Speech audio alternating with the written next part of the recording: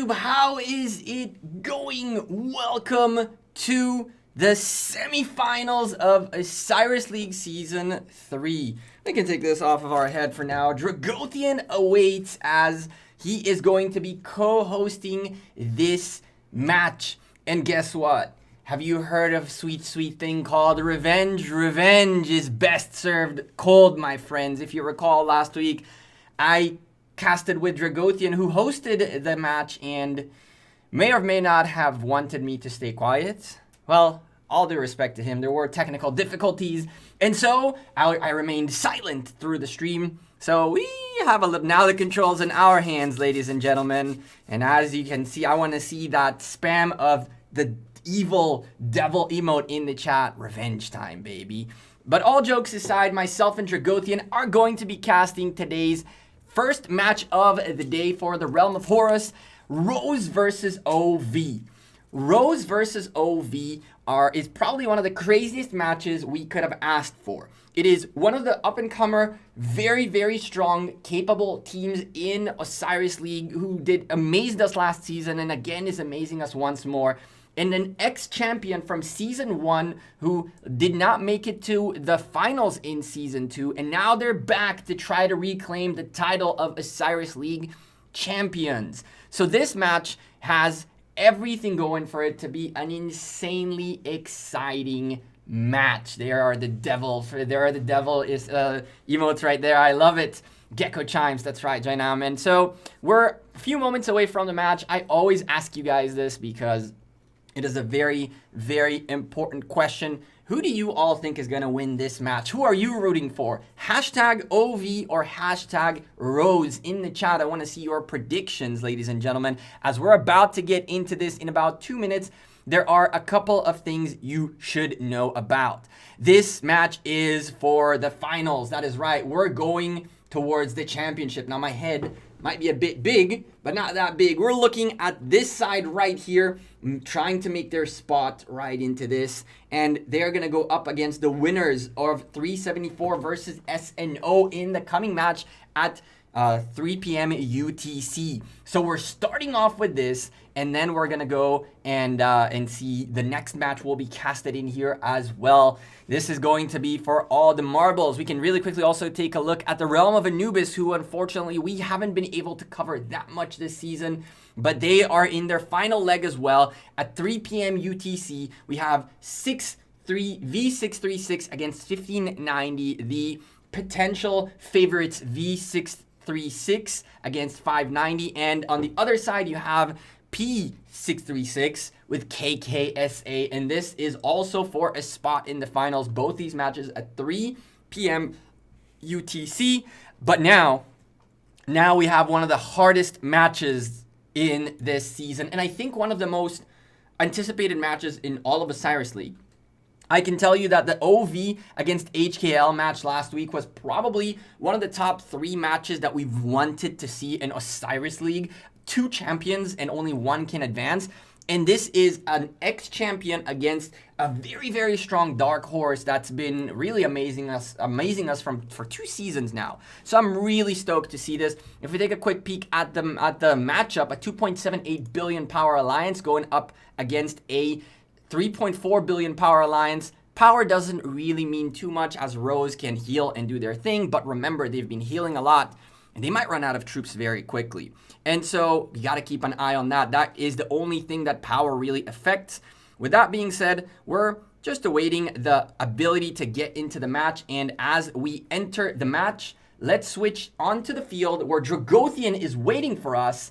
And let's see how we can get kicked off with this stream. Let's do this.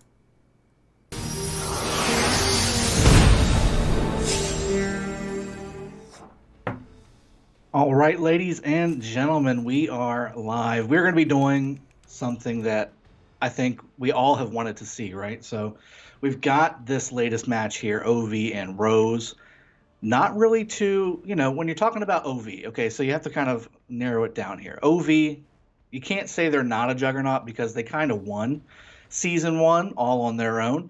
And r0se, while they haven't won anything yet, that is in their sights. r0se is looking to put their own name in the books of the Osiris League champions.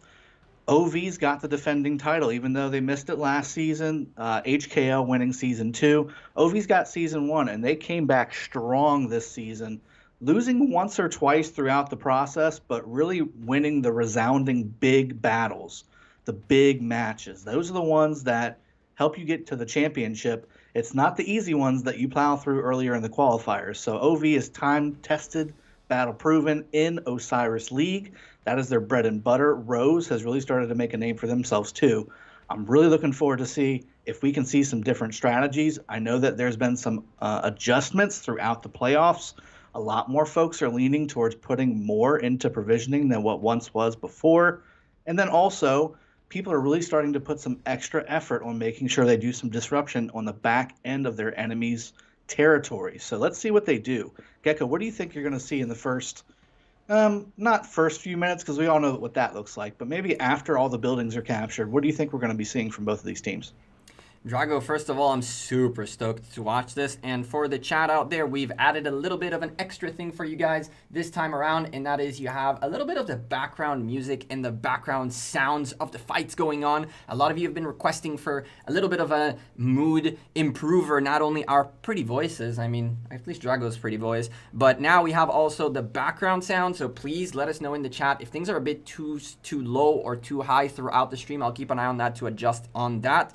And now to answer your question, Drago, I want to see which team is going on the aggression first, because both of these teams have been very, very aggressive early on. However, when two teams are too aggressive early on, what ends up happening is a collision in between the two desert altars, for example, the desert altar and the Shrine of War, or in the other way around, the desert altar up the top and the Shrine of War at the bottom. And so I'm really looking to see how the first confrontations are going to end up.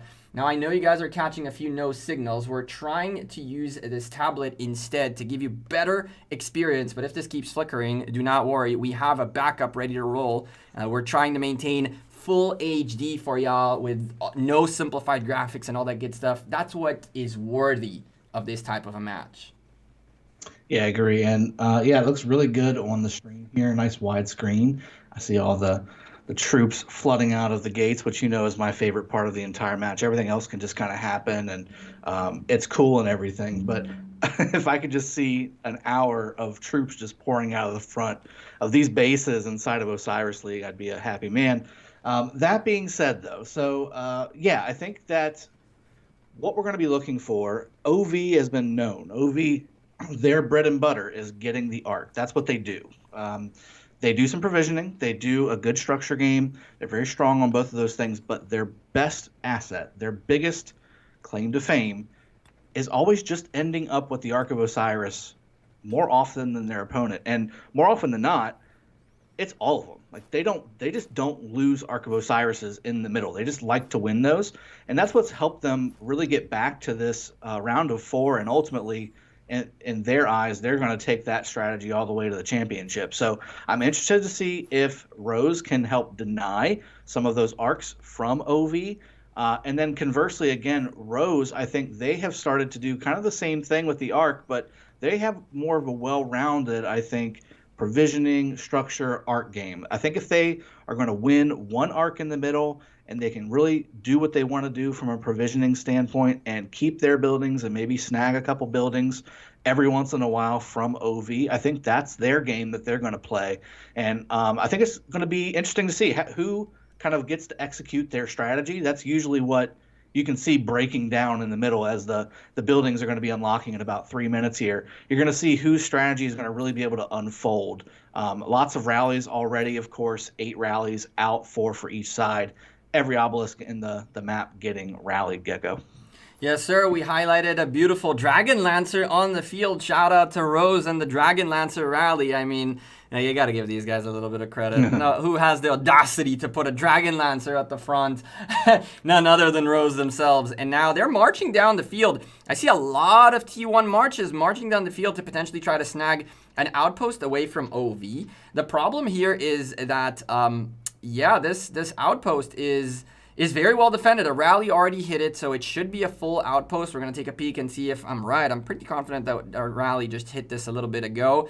And so that would be a complete waste. Although if they do take OV's obelisk, this could be really, really interesting. As I thought, this is super well defended. And so no obelisk snatches at the bottom. At the top, on the other hand, OV are gearing up for an aggressive push. They're going for the Sky Altar first. They're doing the same thing on the top obelisk, by the way. They have a rally of T1s hitting the top obelisk. Yeah, about that. Attila Takeda in that obelisk. Poor tier 1s. Can we get some Fs in the chat for the poor tier 1s? Oh my goodness. Look at the defense. r0se are staying defensive. OV are staying defensive. It doesn't look like anyone's pushing forward just yet. But just as I say it, the Shrine of War at the top is starting to get a little bit more presence, and they are moving forward. Yeah, I agree. And that Attila Garrison taking out that was hilarious. I had to look at it. If it was me, I would have done that just to troll and give some people some T1 kills. But obviously, those kills do not affect your main account. Thank goodness for every participant in this game, because T1s are kind of prevalent inside of this kind of matchup. But as you said, coming down from the Shrine of War in the bottom lane, we have a heavy presence from r0se pushing forward, going straight towards that desert altar, actually. So really trying to make the offensive zone for r0se be the area where most of the battles happen. OV just kind of walking right by them and doing the same exact thing for the Shrine of War, but r0se does have a solid presence of Guans right beside their Shrine of War. I think that's on purpose. The silence that Guan does is great against rallies, although Attila is immune to silences. However, if it's a r0se or if it's anything else besides an Attila, that will definitely work in their favor. And on top of all that, the swarm. People are really looking at these marches a little more carefully when they're talking about the swarm along with the rally. That's what's really starting to take some of these structures that normally would be kind of impregnable for any decent team. You're looking to see a lot of r0ses taking out the healing from a Richard, from a Zenobia, garrisons like that. You also see a lot of Guans, like we said, for the silences. You see a lot of r0ses for a little bit of the disarm/silence. You see a lot of just different commanders doing different debuff / crowd control things to really take control of a structure.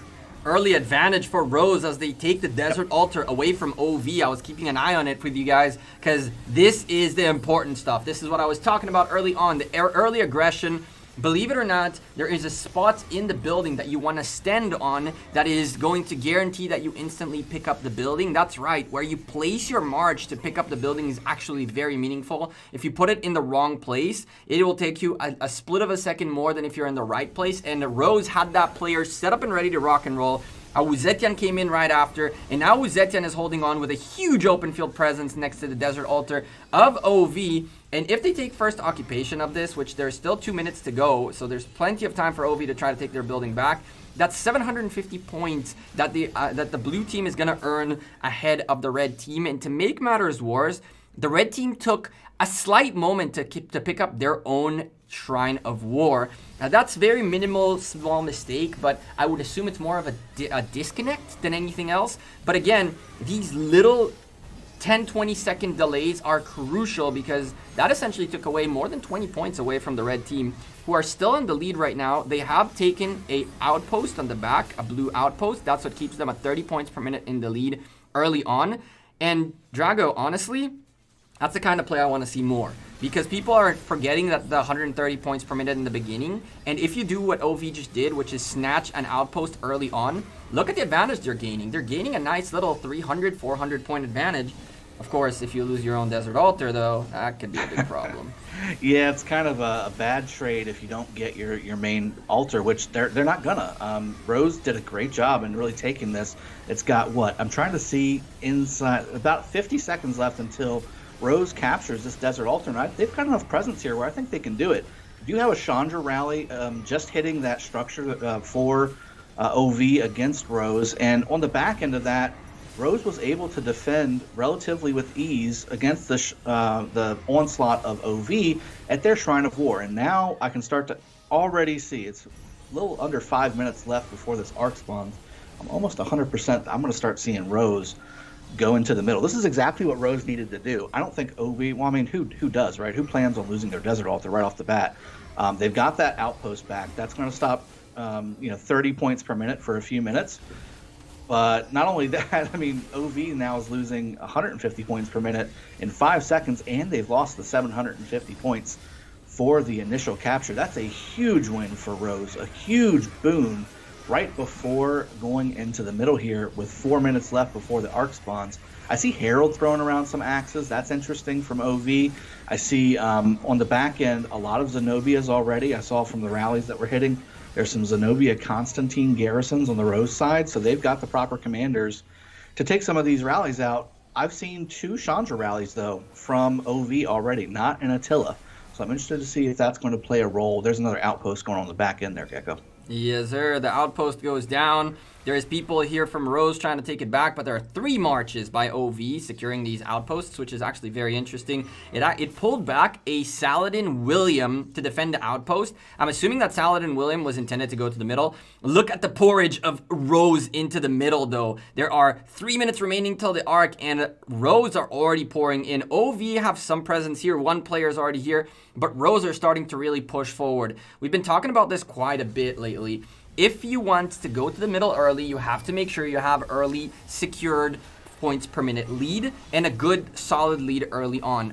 r0se are also attacking the OV obelisk, but it seems like the rally is doing decent, but it's going to take some time until we see if they can take that obelisk away or not. At the early stage, taking obelisks is great because you're essentially throwing off the teleports for the rest of the match, for the team that loses the obelisk. But at this stage, r0se pretty much said, let's take the buildings, let's take their Desert Altar. We left a huge defense on our Desert Altar and a huge offense on their Desert Altar. First, we take their Desert Altar and secure it.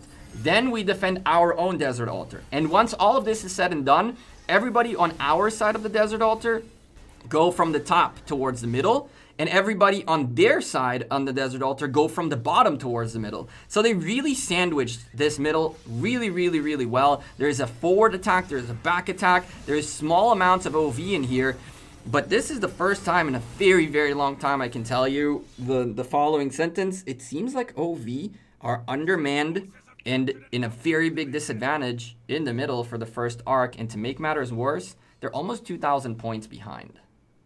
Yeah, and if they capture this arc, I hope r0se doesn't pull what JWM did last week and hold it. I think that r0se should grab it and capture it. If they're able to do what they just did over the course of the rest of the match, that's crazy, because if you look at the rallies, right? Excuse me, you've got 1 rally for each side. Before that, I'd say maybe 3 minutes ago, there were 7 rallies for r0se and only 2 for OV. I think that should tell you the state of where these players' minds are at right now. OV a little bit on the back foot. They're gonna rebound. You just know they are. They've been in this position before. The experience, this is where OV's experience is going to shine through. r0se had a great starting strategy and game plan and executed it very well. That's where they were able to get that initial first capture, which that Desert Altar did just drop for OV. Now everything's kind of evened up with the exception of that 1 outpost, which is being pretty stingy with a Charles YSS, by the way. Interesting garrison there for that to continue to hold. But with that all being said, the battle is going on about a full screen away from the arc spawning point, the Temple of Osiris, and there's only 40 seconds left. I don't know if OV is going to just have a chance to even capture this. But with that being said, look at this. There's tons of different buffs happening. You see all the different swirlies happening around all the players here at the bottom. And I just saw a few OV sad faces running away, but the majority have been r0se. So with that being said, I see people starting to move towards the temple. Let's see who ends up getting this and whose side it ends up falling on. It could all be for nothing if OV grabs this first, Gecko. Yes, sir. If OV drops it on the red side, on the bottom side of the map, that's 30 seconds worth of marching around that damn building. Nowadays, it can go down to 20 if you have the right commanders and the right equipment. But still, that's a nice little advantage for OV. I see 1 person picking it up from the top area. That looks like a blue person. I don't see anyone else, so we might see blue arc in a sec. Oh, and there it goes. There was someone at the bottom right. Damn. And OV start marching backwards. This is why I keep saying that I love seeing folks posturing forward early, but too early is also too dangerous. what ended up happening here is r0se pushed, as you said, a full screen down from the middle. And that doesn't mean OV cannot just pass by them. OV essentially said, all right, we'll fight down here. We'll make them think they have the advantage. And as soon as the arc shows up, we're just going to push towards the arc. We drop it on our side. We start slow marching it. This gives us more time to get more forces in here. And look at the frownies. I'm seeing 2 blues, 2 reds. 2 blues, 1 red. 2 blues, 1 red. And they're doing the good old, what I was mentioning. I've been telling this every single cast, the 2020 way of doing middle. Essentially, you divide into small pods and you target different types of commanders. Every pod has its own commanders that they target. That way you guarantee there are 10 marches going up against the 1 march. And that's why you see, like you're seeing on the screen right now, 4 red, blue frownies, then 3 blue frownies, then 3 blue frownies. Look at all of those. Yeah, absolutely. OV just bringing it down. But look who has the arc. And look who's running away with it. That is r0se, nonetheless. Oh my goodness, Drago, what's going on in here? Yeah, running away with it. r0se definitely doing a good job grabbing that arc. That they needed that. I mean, he obviously went down, but they needed that space because all I see is OV pushing the fighting hard on their side, their favorite. r0se John Wick, I love it. r0se John Wick, what a troll. A little bit of a naming troll there, but yeah, I mean, look, the OV's definitely winning the middle fight here. There's no doubt about it, and I think a lot of it has to do with that pod fighting that you were just talking about. But they're moving with a quickness. They're grabbing the stuff. They're going to go down, but that's what they needed to do. They can't allow OV to grab that with having that many troops in the middle. OV's pouring tons of troops in the middle now, though. This is going to be interesting to see if they can actually grab it. They use the skill, though. The folks of r0se have, I think it's hasty, what's it called? The skill, the speed skill. They used it. Freaking John Wick, r0se's John Wick was flying like the wind. And yeah, that's a... There it is. He's still going. He still has that buff, and he's flying through with it. It's how he's marching so quickly. We saw previously the little like thingies on the bottom of him, behind him, of the speed. r0se have done a great job at bringing the arc all the way to here, and now they need to decide what they want to do. They have 2 options, and you can see them already playing their option at the bottom desert altar. They have a rally here that's fairly unsuccessful, but what they need to decide now is, are they going to make sure this arc is theirs, or are they going to use all of this space to punish OV in the buildings game? Right now, OV took the lead in the points per minute for the first time since all the buildings locked up, and that puts them at about 1,900 points worth of a deficit. If OV managed to run back this arc, it'll bring them 3,000 points as it's the first arc. But this is just going to go back and forth for a little bit. And the question is, at what point does r0se realize that they're losing 60 points per minute worth of a lead every single minute? And at what point is it going to be worth it for OV to just keep doing this? Because they might be pouring a lot of troops in here, but they're also consistently nagging on the bottom outposts. And if they can take a 60 to 90, even more points per minute lead, they can keep battling r0se forever in the middle and win this match. So when you're battling in the middle, you got to be careful to at least have the early stage points per minute. And by the time you reach this stage, you should be either tied or even losing a little bit. But you can't let this drag on for too long. I got to tell you, OV is really starting to become a lot more prevalent than r0se in the middle here. I know that there's a lot of r0se here, but there's just so many OV. If you look at the rally counter, the first rally in the last 2 minutes just got sent. So and that's from OV. Yeah, it's from. Well, I hate that the way they do it. Yeah, it's exactly. It's on the blue team, but it says OV. I'm pretty sure it's. Okay, so r0se Van Diesel's. Yeah. I'm pretty sure it's r0se rallying OV. They need to fix that. But just look at all the OV. Both of these teams want this arc. Even though this is the least point generation arc in the match, they want it. Again, what did we say at the very beginning? OV doesn't lose arcs. So if they lose this arc, that's kind of a little bit more than just losing that first 3,000 points. That's a little bit of a mental blow. OV losing arcs is akin to just somebody not living a normal life. So I think that this is a big deal for r0se, even though it's only 3,000 points, and even though they may be giving up a few points per minute to do this and pour even more troops in as more and more r0se start pouring in. I think that there's a little bit more value to this arc besides just the points. Putting OV behind because of an arc, there's a little bit to that, Gecko. I agree with you, and I also at the same time disagree. It's weird because I really like your take on this, but I want to dish a different take here really quickly.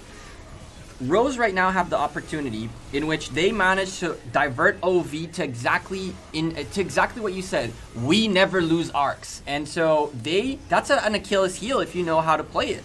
At this point, r0se are overwhelmed in the middle, and they keep bringing in troops, but the overwhelm is going to continue happening here. So r0se need to make sure that they at least gain something out of losing this arc.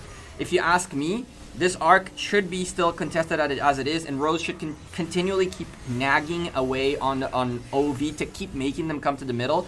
But the fact that there is only one rally out right now is a testament to a little bit of hard-headedness by both teams, and a little bit of an inability, in my opinion, of r0se to recognize that they have an opportunity here to, if they lose this arc, to punish very, very severely OV with the points per minute game.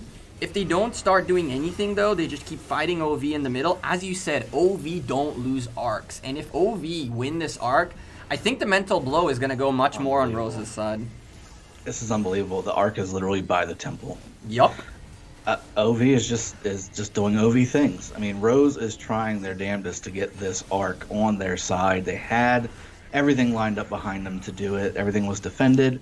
Shrine of War, the outpost, we're all sitting there nice and pretty waiting for them. And I mean, I see blue marches going back. I see red marches going back too, but there's just a sea of red here. I don't see nearly as many blue as I do, red. OV is going all in. I mean, like I said, they just don't want to lose arcs. These are big chunks of points, guys. They also know how to pick up the arc very, very well too. Look at this. They've picked up the last 3 or 4 arcs as they've dropped, and now they have it again. They're rolling back. That's rough. That's a huge. This is a little bit of a huge blow for r0se. I mean, this is a little bit of a huge blow. I love it. Yeah, I mean, it's good stuff. It is. And now, here's the thing. There are a couple of very interesting marches I would like to point out to the community for y'all to figure out what that means and potentially do a little bit of tests with. Because we're keeping an eye on the marches and the commanders out, and I can tell you 2 very significant marches that have a huge impact on the middle for OV. And that is Artemisia Theodora and Ethelfled Mulan. I'm not going to say anything beyond that. I don't have any information from OV or why they do it and how they do it. I know why they're doing it, but ladies and gentlemen, if you're looking to be a top-tier ARC team, try to test those pairs out and figure out why Artie Theo, a garrison commander, behind Artie on the open field is actually working really well for OV. And same as Ethelfled and Mulan, that's a little bit of an easier one for y'all to figure out. But Artie Theo is a little bit of a secret here that I keep seeing again and again that I encourage y'all to keep an eye on, because that is one of the marches on top of every single one of the Ethelfleds y'all see has a Mulan behind it. Every single one of them. So add to that the fact that there is an Artie Theo in here doing a little bit of a nuisance thing, and that's how OV just did what they did. This is crazy. So again, Double C, Doctor Strange is pulling this arc back towards what looks to be the outpost or the city area.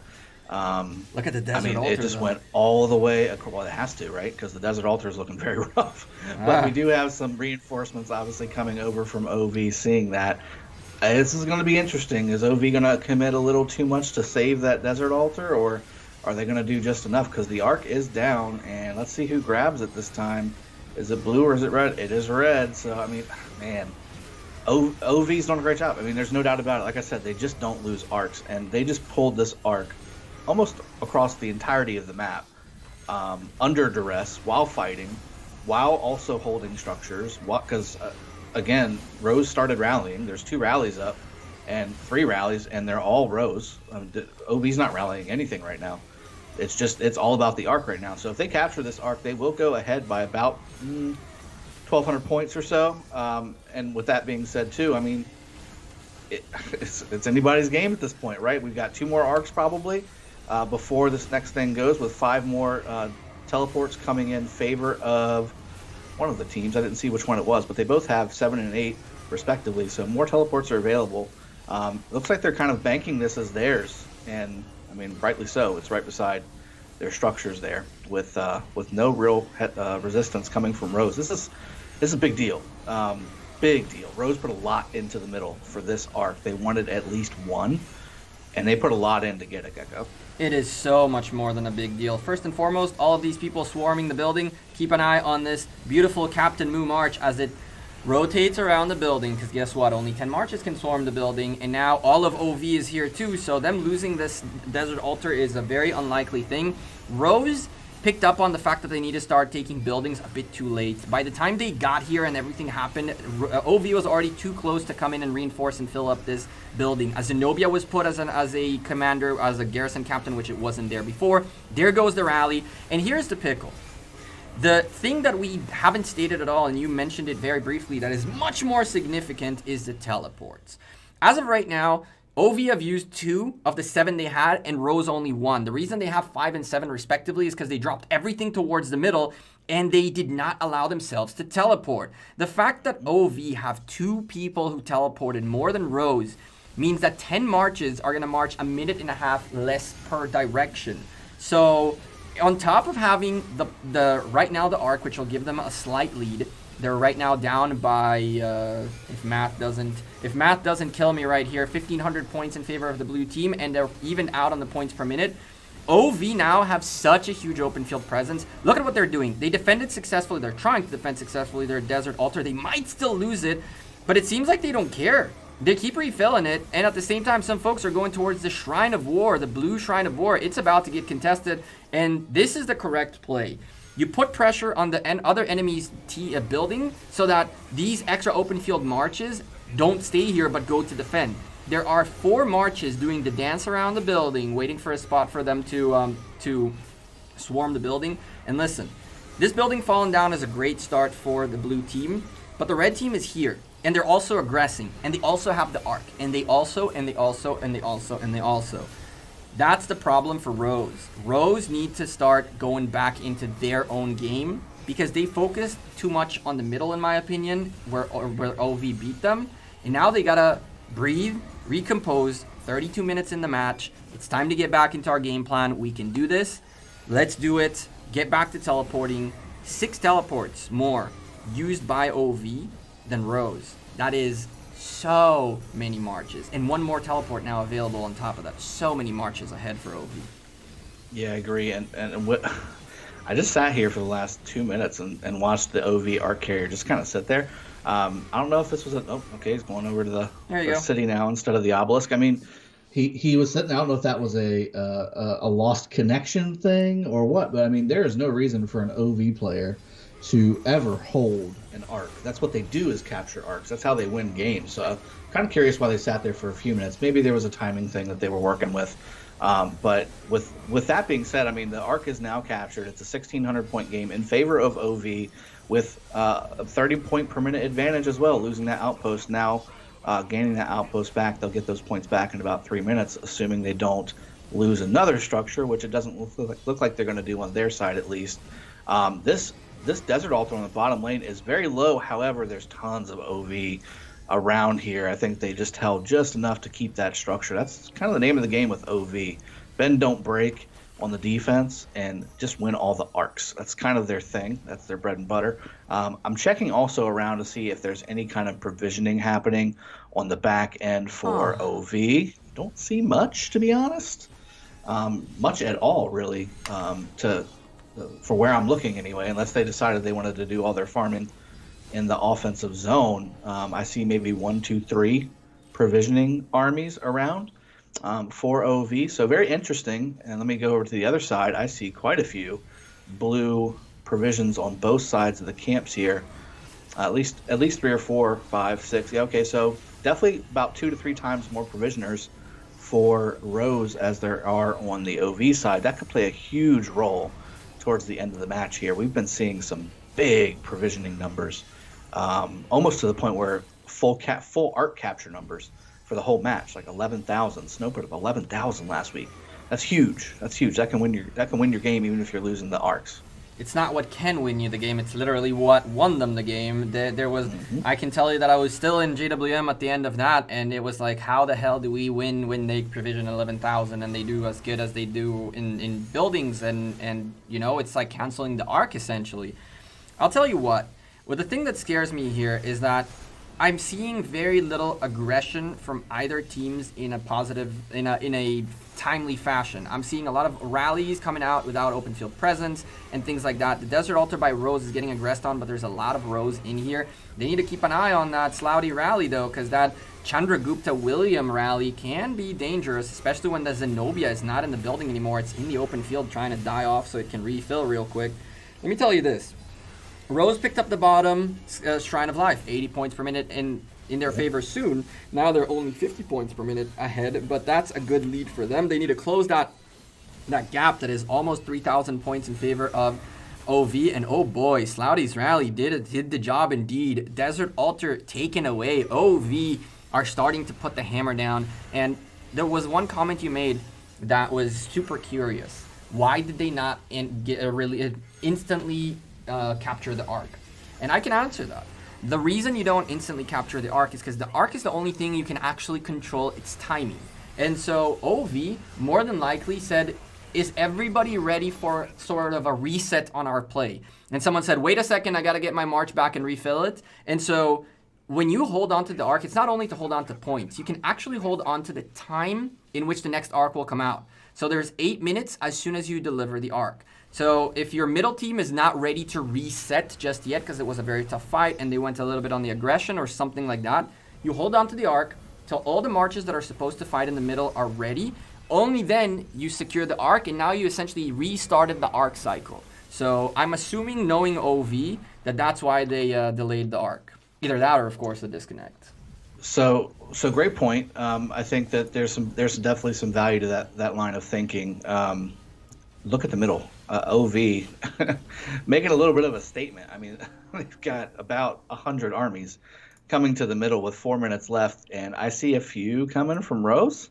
They're all coming from the bottom lane, at least. I see quite a few coming from the bottom lane. Still another harasser, that Ethelfled March running around on the backside trying to harass those outposts. I'm not sure what the second commander on that Ethelfled March is, but causing some more conflict over there. And r0se is starting to pour into the middle now as well. So we're looking to see another massive battle here in the middle. Let's see who ends up kind of putting their posturing together. Last time it was r0se pushing forward and then OV coming to the middle when the time counted and giving a little bit of ground, but then basically marching the arc right back across the entire map to capture it.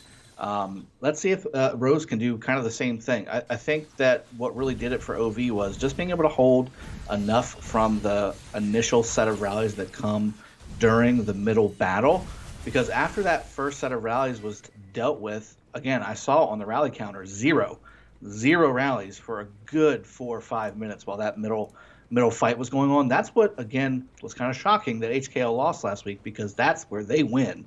Is okay, we're gonna fight in the middle, and we have a very good chance of winning the arc, but we're also gonna send 5 rallies while all that's happening back to back to back to back to back. That's how they won last season's Osiris League. So I'm curious to see if OV or r0se can do the same thing. There needs to be aggression during this middle fight.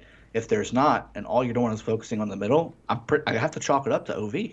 Of course, and HKL, wow. r0se, you said HKL and it got stuck in my head. r0se took the Desert Altar away from OV for a little bit, and now OV managed to regain control, but it'll be another 2 minutes and 40 seconds until they get all those points back.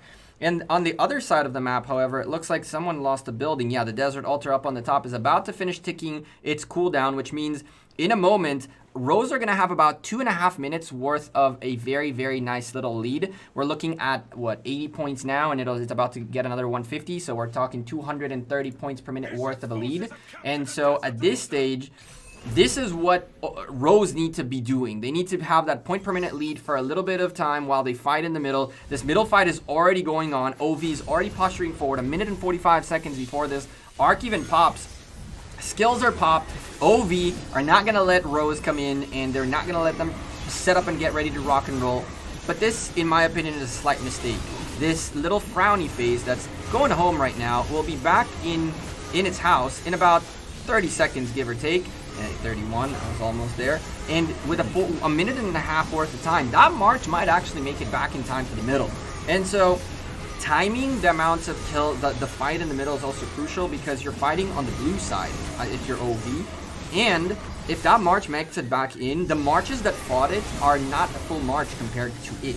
So you don't want to be killing off your enemy's marches too early, or else your marches are going to be half-eaten or even 80% while the other team manages to get back into it. And lag does begin to show up 24 minutes in. So far we've been having a great stream in terms of the visuals. I hope you guys are enjoying the cast so far, and of course don't forget to drop a like on it and let us know in the chat if there's if there's anything else. As I said that, the tablet said, okay buddy, calm down, and there it happened. And it's buckle up. Oh boy, tablet, what are you doing with us? So one Here, second. I'll take over really I'll take over really quick while you're doing your thing. So I wanted to point something out really quickly. r0se decided to use their once a match skill, fight to the death, on this arc. So that tells me that they're going all in, because that's an expensive skill to use. It's 6 points. On top of all that, it has a basically hour countdown timer. So that means you can only use that skill once. If you slot that, you only get 6 skills to use. So if you put that on there, that's basically my Jesus button. I hit it, and then I'm expecting everything around me to die. Like that's what you use that skill for. They used it very early. The arc is now up for grabs, and everything's happening around the temple, and there's still quite a bit of OV sitting here. And I believe that has worn off. The fight to the death skill has worn off, and OV now has it on their side. So this is a devastating blow. I'm not going to lie. This is a devastating blow for r0se, because now that skill is worn off. I see a lot more r0se dying than I do OV. And now OV had the arc here. I think that ultimately here we're looking at something that OV kind of planned for, r0se tried to plan for, but they're just losing all their marches. And now that it's on the other side, it's on OV's side of the map, every time OV just has control or a strength in the middle, everything just starts crumbling. It doesn't matter who the opponent is. r0se is doing a great job trying to get this, but you see tons of buffs still on the OV folks, and r0se is just losing all of their troops. OV's not moving an inch. They're staying in their pods. They're hitting what they need to hit. There's tons of Guans. I see Chandras. I see Guan Alex like crazy. I see Constantine for that AoE attack debuff. There's just so much going on here. Lots of different commanders merging together in these pods to win these middle fights. Just look at the amount of troops that r0se is losing. It's just non-stop, troop after troop after troop. It's a steady stream with sad faces for the blue team, with more coming in for OV on the bottom side. I just don't see a way where r0se can win this middle fight. Again, for what you were saying earlier, Gecko, I think that now's the time to transition over to the structure game and see if you can snag at least one of these, because OV's likely going to get this arc, and they're already up by almost 3,000 points. No rallies launched as we're back onto the tablet. Apologies, as soon as I opened my mouth, the tablet's like, no. And so, yeah, I mean, this is happening again. r0se are insisting on putting their head inside the gator's mouth and then thinking, he's not going to close it this time, right? And trust me when I tell you, a gator bite is deadly, and OV is the gator biting away at the arc again and again and again. And so, what else can be said here? r0se are insisting on trying to beat OV at their game instead of playing their own game. r0se is a good middle team, that's for sure, but OV are much better. And this is when you start talking about, I've been saying this for season after season after season, again and again, and I think that we're going to see this evolve in future seasons. You're going to need to have strategies based on the team you're playing against. You cannot play your own game all the time, because if your own game depends on the middle, and then you go up against OV, who are the best middle team right now, in my opinion, what are you going to do? Is your strategy over? Now, what I'm looking on the other screen, on our backup screen, which is all the way up on the top where the temple is, r0se are still pouring marches towards the middle, and I don't understand why. I can show it to you guys on the screen real quick. Look at this. There is 1, 2, 3, 4, 5, 6, 7, 8, 9, 10 marches still going towards this arc. This arc is way done. It is so over. There is absolutely no reason for a r0se march to be marching towards it. Instead, there are r0se marches standing by, waiting in the desert altar for a rally. But guess what? OV are already here.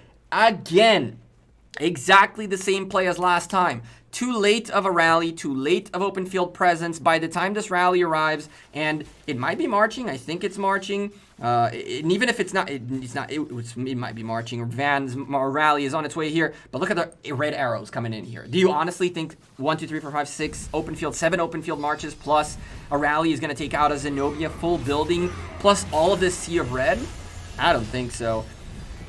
r0se are losing to themselves. r0se are not even losing to OV because they are the ones who made this decision. They are the ones who made the decision of trying to put their head in the gator's mouth, and they think it's not going to bite them. And guess what?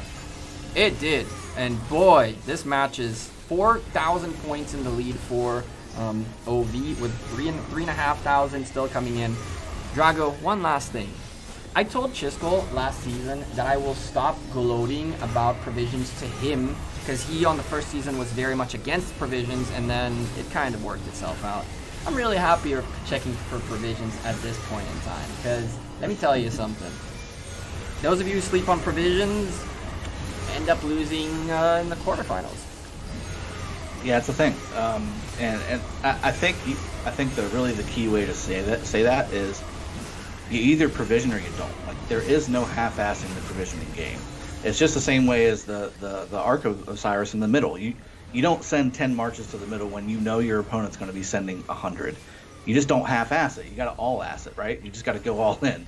If you're going to do it right. Do it effectively. Assign people for that very task. And again, as I'm still looking here, I see OV with 2 or 3 provision camps going right now on each side, and I just see 2 and 3 times the amount of farmers over on the blue side for r0se. So I think that there's going to be a little bit of a narrowing of the gap from a points perspective for r0se. I think r0se is going to outperform pretty significantly from a provisioning standpoint. r0se is going to outperform OV, but OV is just being so dominant right now in the middle. They're getting what they need. It's a 3,000 point game, like you said, right now, but at the same time, there's 3,500 points in their back pocket. And now, again, they're holding the timing down. It's 17 minutes left. He can hold it for 10 minutes if he wants. And really, it takes about 7.5 to 8 minutes for this thing to spawn. And OV's been taking this arc in roughly about 5 or 6 minutes. So to me, if they want to have another arc, they need to capture it right this second. Because there's 17 minutes left, 7 minutes for the arc, and then 3 minutes. Yeah, I mean, now would be the time to capture it. If they don't capture it, then this means maybe they're wanting to keep this until 8 minutes are left in the match and there is no more arcs. And then all they need to do is focus on defending the structures and provisioning as much as possible. But I got to tell you, r0se is doing more provisioning, in my opinion, than is OV. And I think that may pay dividends, especially considering this Desert Altar or Sky Altar on the top just got taken by r0se 30 seconds ago. And there is a Richard sitting here trying to hold it to maybe get a few points in favor of r0se as well. It's a 590 points per minute game for r0se, over 440 for OV. So, I mean, r0se is doing what they need to do. Provision the crap out of everything and take a couple buildings, stop some of these points for ticking towards OV, because these huge point gains for OV with these arcs are going to need to be handled by provisioning and by stopping the points of the structure game. And yes, they are doing that right now. Sky Altar was taken out very, very easily, and there's r0se swarms on every single red building that matters, except for the Desert Altar, I guess. And, I mean, OV managed to come in here in time still, but this is going to be tough. That Sky Altar up on the top was taken back, which is a good thing, but still damage down in the points per minute game. The Shrine of War now is being contested big time, and OV are holding onto it by the skin of their teeth. I literally thought it was going to flip, and someone went in last second, and then 2 others went in, and it was like, whew. And there's that. And for the record, for the chat, we appreciate your feedback. Volume was dropped down. Tablet is charging. Everything is good. Do not worry. We got this. We're going to watch this match till the end. 15 minutes remaining. 5,000-ish, 4,700 point lead for OV in red. And as of this point, 150 points every single minute are going in favor of r0se in blue, and they are still contesting so hard the Shrine of War. If they can take it away even for a second from OV, that's 3 minutes worth of points they are going to gain extra. So here we go. We're going to keep an eye on this Shrine of War for a bit to see what's going on. Although, as I say, that buildings start blinking across the board. So come on, r0se. Are you going to get it? It's going to go. And it's going to go. Nope, it didn't go. Okay, so what do we say? Bend, don't break, right? Bend don't break. You just see steady streams of troops coming from the right. They're leaving too. Don't get me wrong. I think they are still going to get this r0se. I just don't think there's enough yet coming from the right. But again, every march that's hitting this Shrine of War is just so low. Look at the lack of damage that this Ramses, this Harold, this Edward are doing. There's just not a whole lot of damage coming out because they're almost all dead. They may actually, in fact, I think they are going to save this. That bend don't break mentality working very well. Although there is a Guan inside, I don't think that's accurate. Oh, there it goes. There it went. So those did get it. And we're going back down to the Desert Altar. Oh, another one. And there goes the Desert Altar. I was about to go there, and poof, it went away. That's what r0se need to be doing. Look at that, 380 points per minute, and they're going to have this lead for a few minutes now. So that's excellent work for r0se. They have to keep doing this. If they don't recognize that their middle play will not win them the game, then they're not paying attention to the game. What they need to be doing right now is exactly this. With 5 minutes remaining, look at Slouty. He's on his way to the middle, and there's a lot of other OV folks on their way to the middle, which means this is the time for r0se to take the middle, the buildings first, and then go to the middle. They can maintain 380 points per minute worth of a lead while the middle fight is going on. There is a slight chance in here, but man, r0se are hanging by a very, very, very thin rope. And let me tell you something, I can hear it slowly crackling. Yep, I agree. OV is positioning towards the middle. They know they need this next arc. They did capture it about 4 minutes ago, and that's going to leave one more arc left for this game to go ahead and populate. This will be the last arc. r0se is going heavy in the middle from the top and coming in from the bottom here. OV definitely already coming in with everything they've got. I don't know if this is the play, Gecko. I really don't. They're not going to win it. They're not going to win they're not going to win the middle. They've shown that time and time again. It's just not going to happen. They need to have a little bit of a presence. Don't get me wrong. They need to have some presence here to delay. If they do anything, you don't have to capture it. Just don't let OV capture it, okay? That's what you got to do. That's your game plan right now. So I don't know if you necessarily need to be all in with 4 minutes left to do that. I think maybe they could have waited another 2 minutes. They did lose that Sky Altar at the top. They did lose that Shrine of War at the top. They're about to lose this Desert Altar here at the bottom as well. And that is the worst play, Drago. Yeah.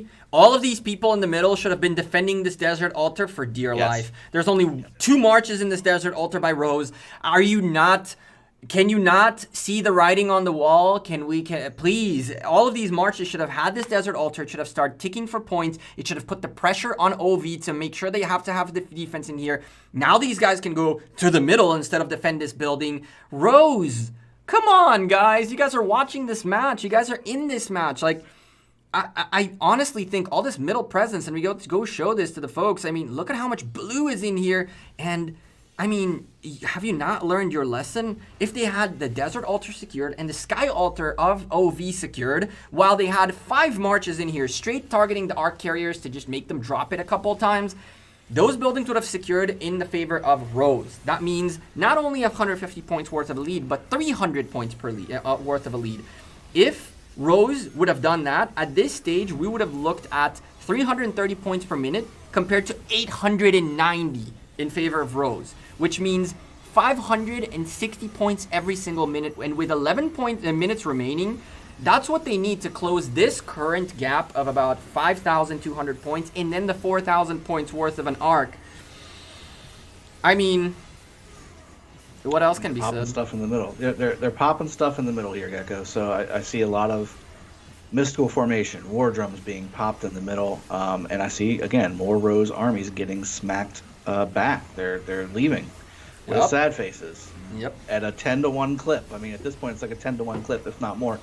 OV is just kind of throwing it around and smacking everybody away from the middle. There's more r0se coming in from the top here, trying to at least make sure that they don't capture it. But there's 10 minutes left in this match, Gecko. There's going to be 2 minutes before this arc spawns. They're going to grab it. Now, the question is, can r0se hold OV from capturing it in 8 minutes? And that's a long 8 minutes, right? That's an eternity at the end of a match where you're within about a 5,000 point striking distance and you've been out provisioning your opponent. That's a huge 8 minutes. And it's going to come down to that. I really do think that's going to be the case. There still are no rallies going on.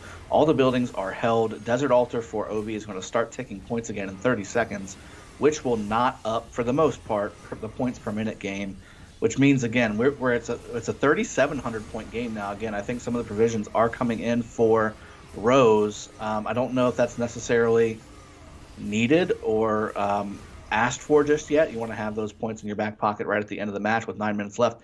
That may be a little early, but they may just need to offload. They may have been so full that they needed to go ahead and bring those provisions back. It's very possible, but it's now for almost 3,500 point game in favor of OV Gecko. Yes, sir. And as we crashed on both accounts, so we're getting right back into the action right now. It's sad because, to tell you the truth, there is a very good chance still for the folks of r0se to win this game. This game is not done. There is provisioners coming in. We're looking at a less than a 4,000 point gap, even though there is an arc that's about to pop in 30 seconds. And I mean, 8 minutes, it could be not enough to get an arc back home if you do the right play in the middle. But realistically, if by any chance, and this match again is not over by any stretch of the imagination, if by any chance somehow r0se come back into this, I'm going to go ahead and say that as much as I really like them, they do not deserve to win. They do not deserve to win, not because they're not a good team, not because they're not capable of winning. I think they're very capable of winning. I think they're capable of being the champion of this season too. But the problem is they are not adapting, and it's hard to adapt mid-game. I understand that. But r0se really, I mean, you're seeing what's happening in the middle. Why do you keep pushing the envelope? Yeah, it was a huge shocker. OV captured the arc right away. With Crazy, a bunch of, right? We haven't seen that happen. Blue dead marches going back behind it. So, I mean, that's basically what we've seen all match. And again, I mean, I think you're absolutely right. There's been no adaptation to their strategy. They had a great strategy at the beginning that was well executed and was successful, and it put OV on the back foot a little bit. But then, again, OV did what OV does, and they kind of settled in. They held the arc for a few minutes. They said, you know what, this is where we go ahead and start pushing our agenda. And now, again, all you see is blue marches getting sent back in the middle, which is what OV is familiar with. They are now recentered. They know what the life is all about, right? They have their middle game on point. It's definitely heavily going in their favor, and they're just walking it right on back, just like they always do with 7 minutes left. I mean, if OV captures this arc, the match is over. There's no amount of provisioning, I think, that can really bring it back after that. It's a 3,000 point game. The points per minute are roughly even. In fact, they are even. And if we're talking about another 4,000 points for OV, this is a big deal. 7,000 points in addition to the provisioning they've already done will be a tall task to bring to bear for r0se. I think if they can at least stop this arc from getting captured in the next 6.5 minutes, they'll have a chance. But Dr. Strange in his Saladin is holding strong against a couple things hitting it every once in a while. He's moving very fast. He's got the arc, and he's basically almost got it all the way back to this Desert Altar. It's right there. This is going to be a huge blow. I mean, there's no doubt about it. 3,000 point game. It looks like r0se's provisioners came in but stopped coming in. I don't know why everybody and their grandma is not provisioning right now. They still have time to do that. Let me ask you this, Drago. With the exception of the outposts, because we're not keeping track on that, do you know how many times OV has taken a meaningful building away from r0se? Less than 5. Twice. The whole map? Yeah. Twice. Yeah. How many times has r0se done that? More than 10 times. Quite a few. And so, why do you not recognize it? Why do you not realize that your game, that they are more focused in the middle, and when the middle is happening, they have so much aggression in the middle. If r0se would just rally every single red building while the middle fight is happening, they could actually win the middle, for the record, because they have the right ability in the middle. But the problem is they're not able to distract OV from their main target. And the number one play for r0se was buildings, buildings, buildings, buildings. And yet they don't play the buildings game. So, yeah, now Van Diesel is going to manage to pick up this arc right next to the OV Desert Altar. I mean, surely that Desert Altar is going to go down for r0se right now, and he's going to stick that that arc in, right? This is Van Diesel just trying to delay a little bit, but look at the sea of red. That's what he needs to do. 3, 2, oh, I couldn't even count at 3, and he's gone. And that's that. And now what? We're looking at a 3,000 point game with an arc that can be put in at any point for 4,000 points. It's right there. Honestly, swarming the Desert Altar right now. Yep. Swarming the Desert Altar right now works in favor of OV, by the way, because for you to put the Arc in a building, it has to have space in it. And so when you're swarming a building, you're killing. There it is. And there it is. It's captured. Yep, 7,000 points worth of a lead. I mean, they've lost some outposts too, Gecko, at the backside. They've alongside lost of all that. 2 of them. They've already lost 1 before, and now it's the second one as well. I mean, I am the one who keeps yelling provisions, but listen, I don't believe that. We've already seen a 4,000 or 5,000 point increase worth of provisions. We've seen 11,000 before. I'm going to keep my mouth shut because there's still 4 minutes remaining, but again, r0se are going to need to pull not a rabbit, but a family of rabbits out of a hat in order to, out of a big hat too, in order to get a W in here, because, boy, oh well, boy. look, there's 4 minutes left, Gecko, so I mean, the structure hitting probably needs to come to a halt, or mostly, unless you know you're going to be able to take it. Everybody needs to be provisioning. I think the problem is going to be OV hasn't not provisioned. So, I mean, they're still going to have some points coming in from provisioning. There's probably, I'd say, about 2,000 or 3,000 left to go coming in favor of OV. I think they'll end up with about 46,000 points, roughly, give or take. So, really, the number is 10,000. The number is 10,000 that r0se needs to hit. And I know they've already brought back quite a few provisioners. I just don't see it happening. That, there's a to the death.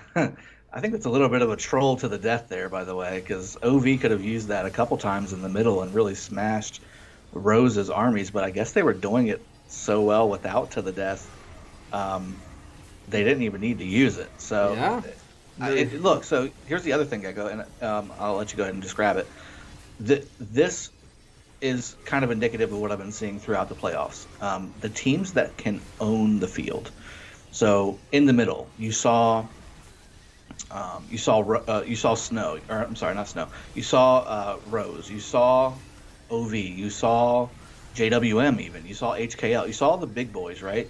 They are really able to just hunker down and go, this is our spot. And they just start sending troops back like crazy.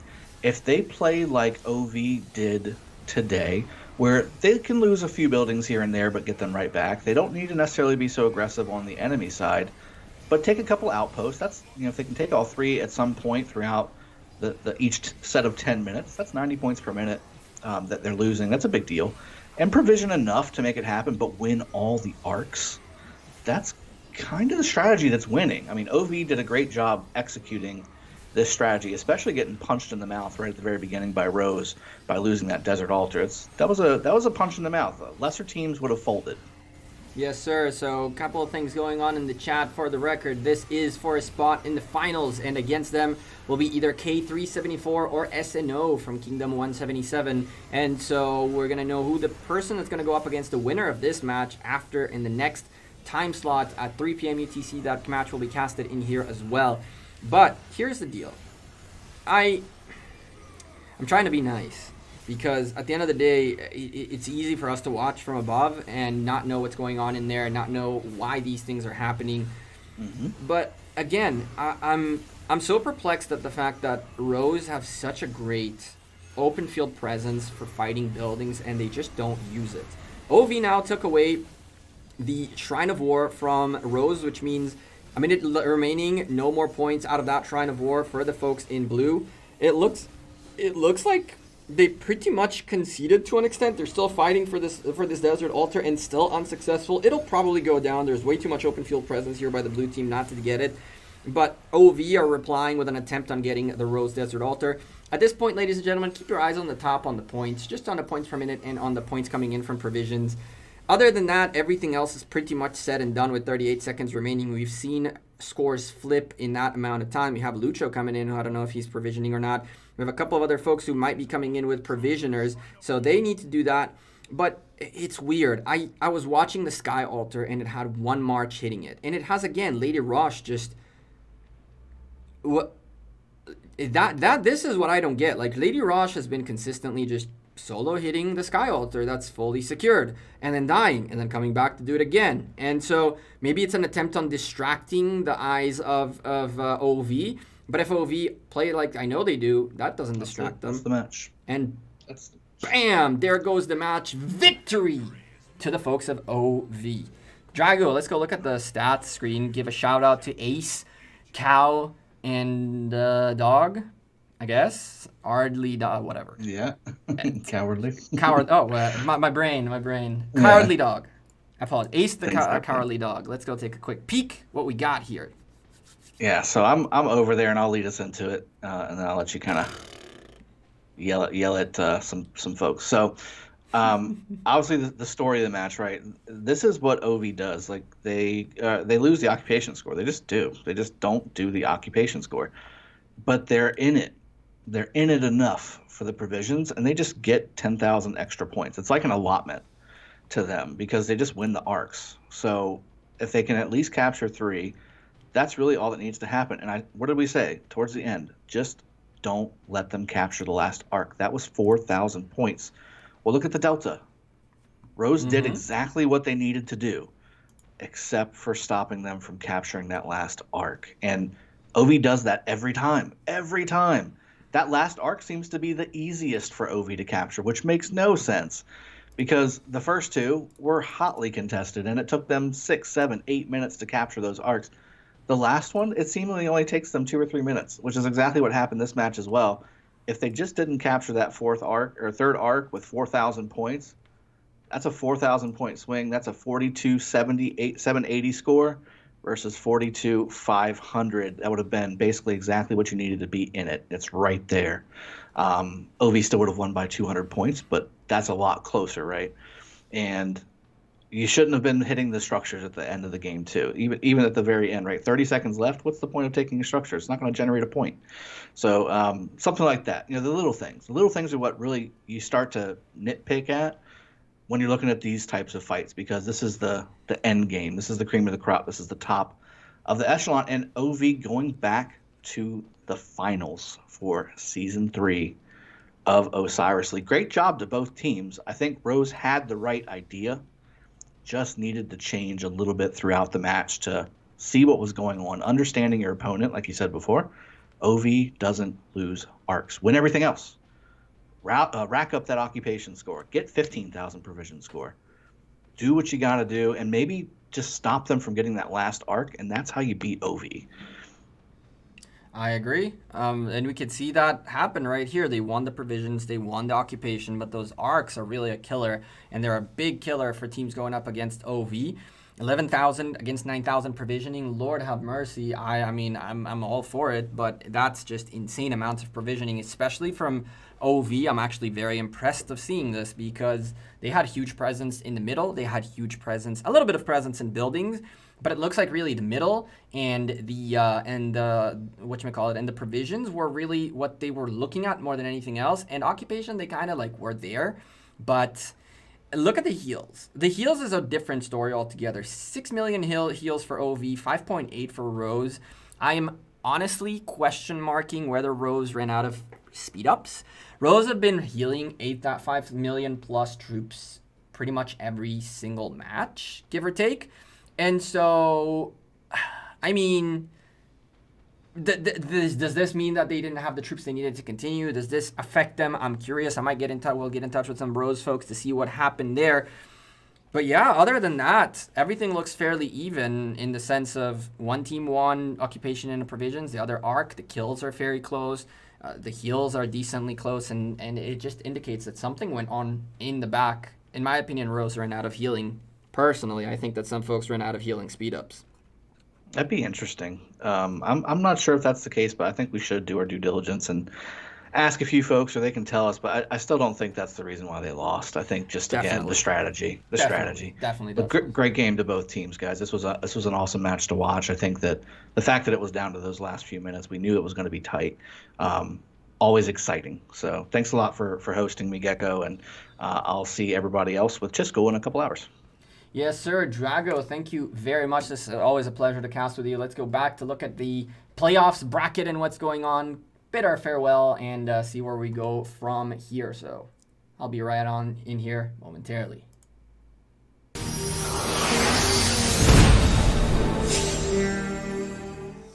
All right, ladies and gentlemen, we have our first finalist. That is none other than OV themselves. They have secured the spot right here, and they're waiting for that match, which is in about, give or take 55 minutes, give 55 minutes. It'll be casted on this channel. Chisco and Drago are going to be back on here to cast this awesome match. Before you guys leave, don't forget to drop a like on the stream and subscribe to the Rise of Kingdoms official channel, as well as come check out myself and Dragothian's channels, Dragothian Gaming and The Gecko. Good old name. I'll see you all sooner rather than later. Enjoy the rest of your weekend. Good luck to K374 and SNO in the next match. Very, very well done by OV. That's an awesome, awesome achievement once more to get here. Massive congrats to r0se for getting to the top 4. Huge achievement by them. They are improving, and next season, r0se might be a huge contestant in here. Can't sleep on them. I'll see you all sooner rather than later. Enjoy the rest of your day, weekend, afternoon, whatever time you're watching this, or whatever the heck it is. And I'll see you all next time.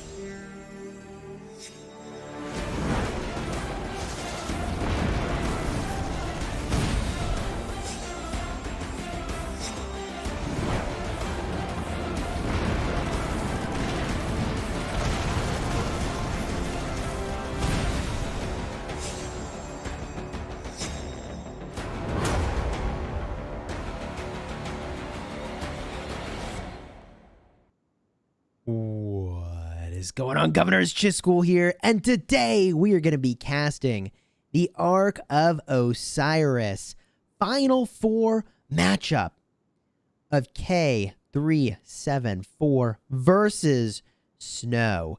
This is going to be an exciting matchup that determines who will play OV, the Season 1 champion, who's come back yet again in Season 3 with a vengeance and finds themselves in the finals. That match was cast on this channel moments before we went live now, and it was a heck of a matchup, leading down to an arc worth of points to determine the victor.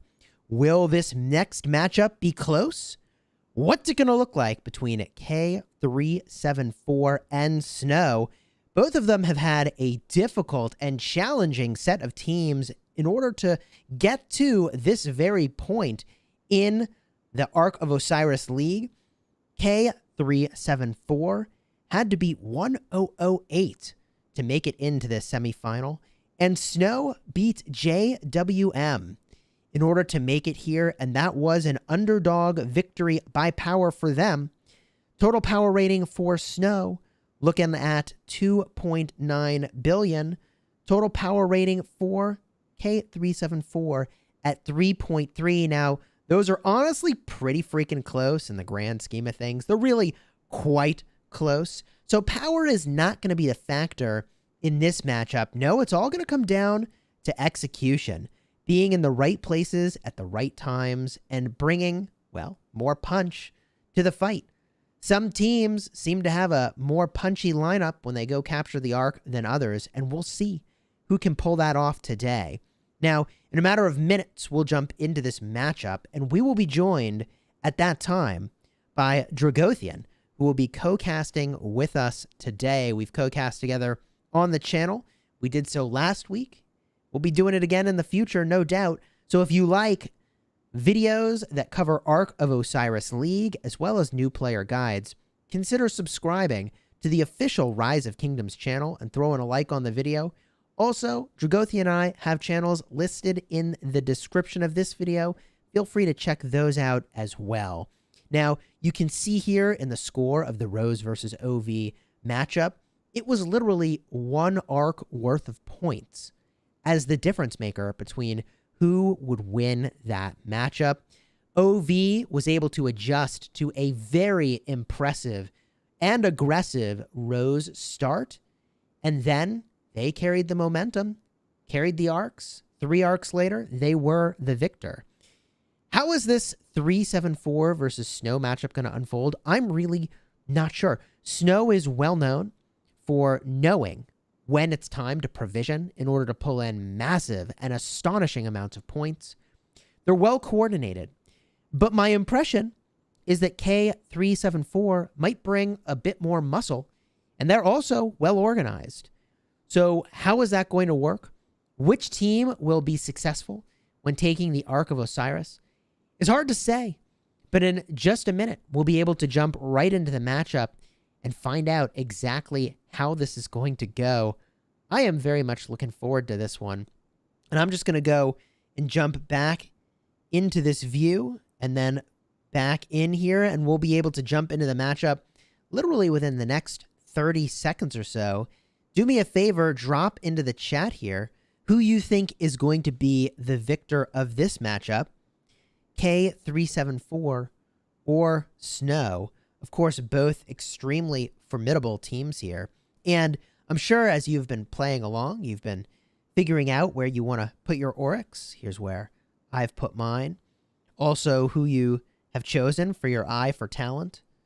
But we'll see who ends up the victor of this match. And we're ready to jump into the matchup in just a moment here. And not quite yet able to access it. Any second now, this thing is going to fire up and we'll be able to join in. All right, let me back all the way out of this.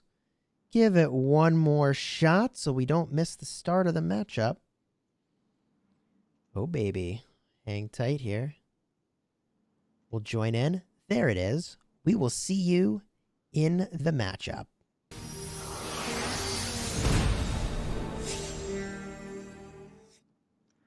Chiskel, thanks for throwing it over to me. So I'm with you. I'm very excited to see this matchup. This isn't one that I think many people picked out at the very beginning of this season. You know, we had the heavyweights, right? JWM, we had HKL, OV, which did make it to the finals earlier today, winning against their opponents, r0se. And I gotta say, I'm kind of refreshed to see some new faces. You know, Snow's not necessarily new, but they're new to this deep in the playoff run. Final four, winner goes to the finals and faces OV. I'm really excited to see if these two relatively less experienced late game Osiris League teams can battle it out and really see who is going to be able to adapt, because we saw that last match, Jiskel. We had a match where I think that r0se had a winning strategy. They showed it very early on by taking structures right off the bat, but then they couldn't adapt. OV was very well known for their arc gameplay, capturing and controlling the field around the arc when it spawns, and then just capturing the arc at will.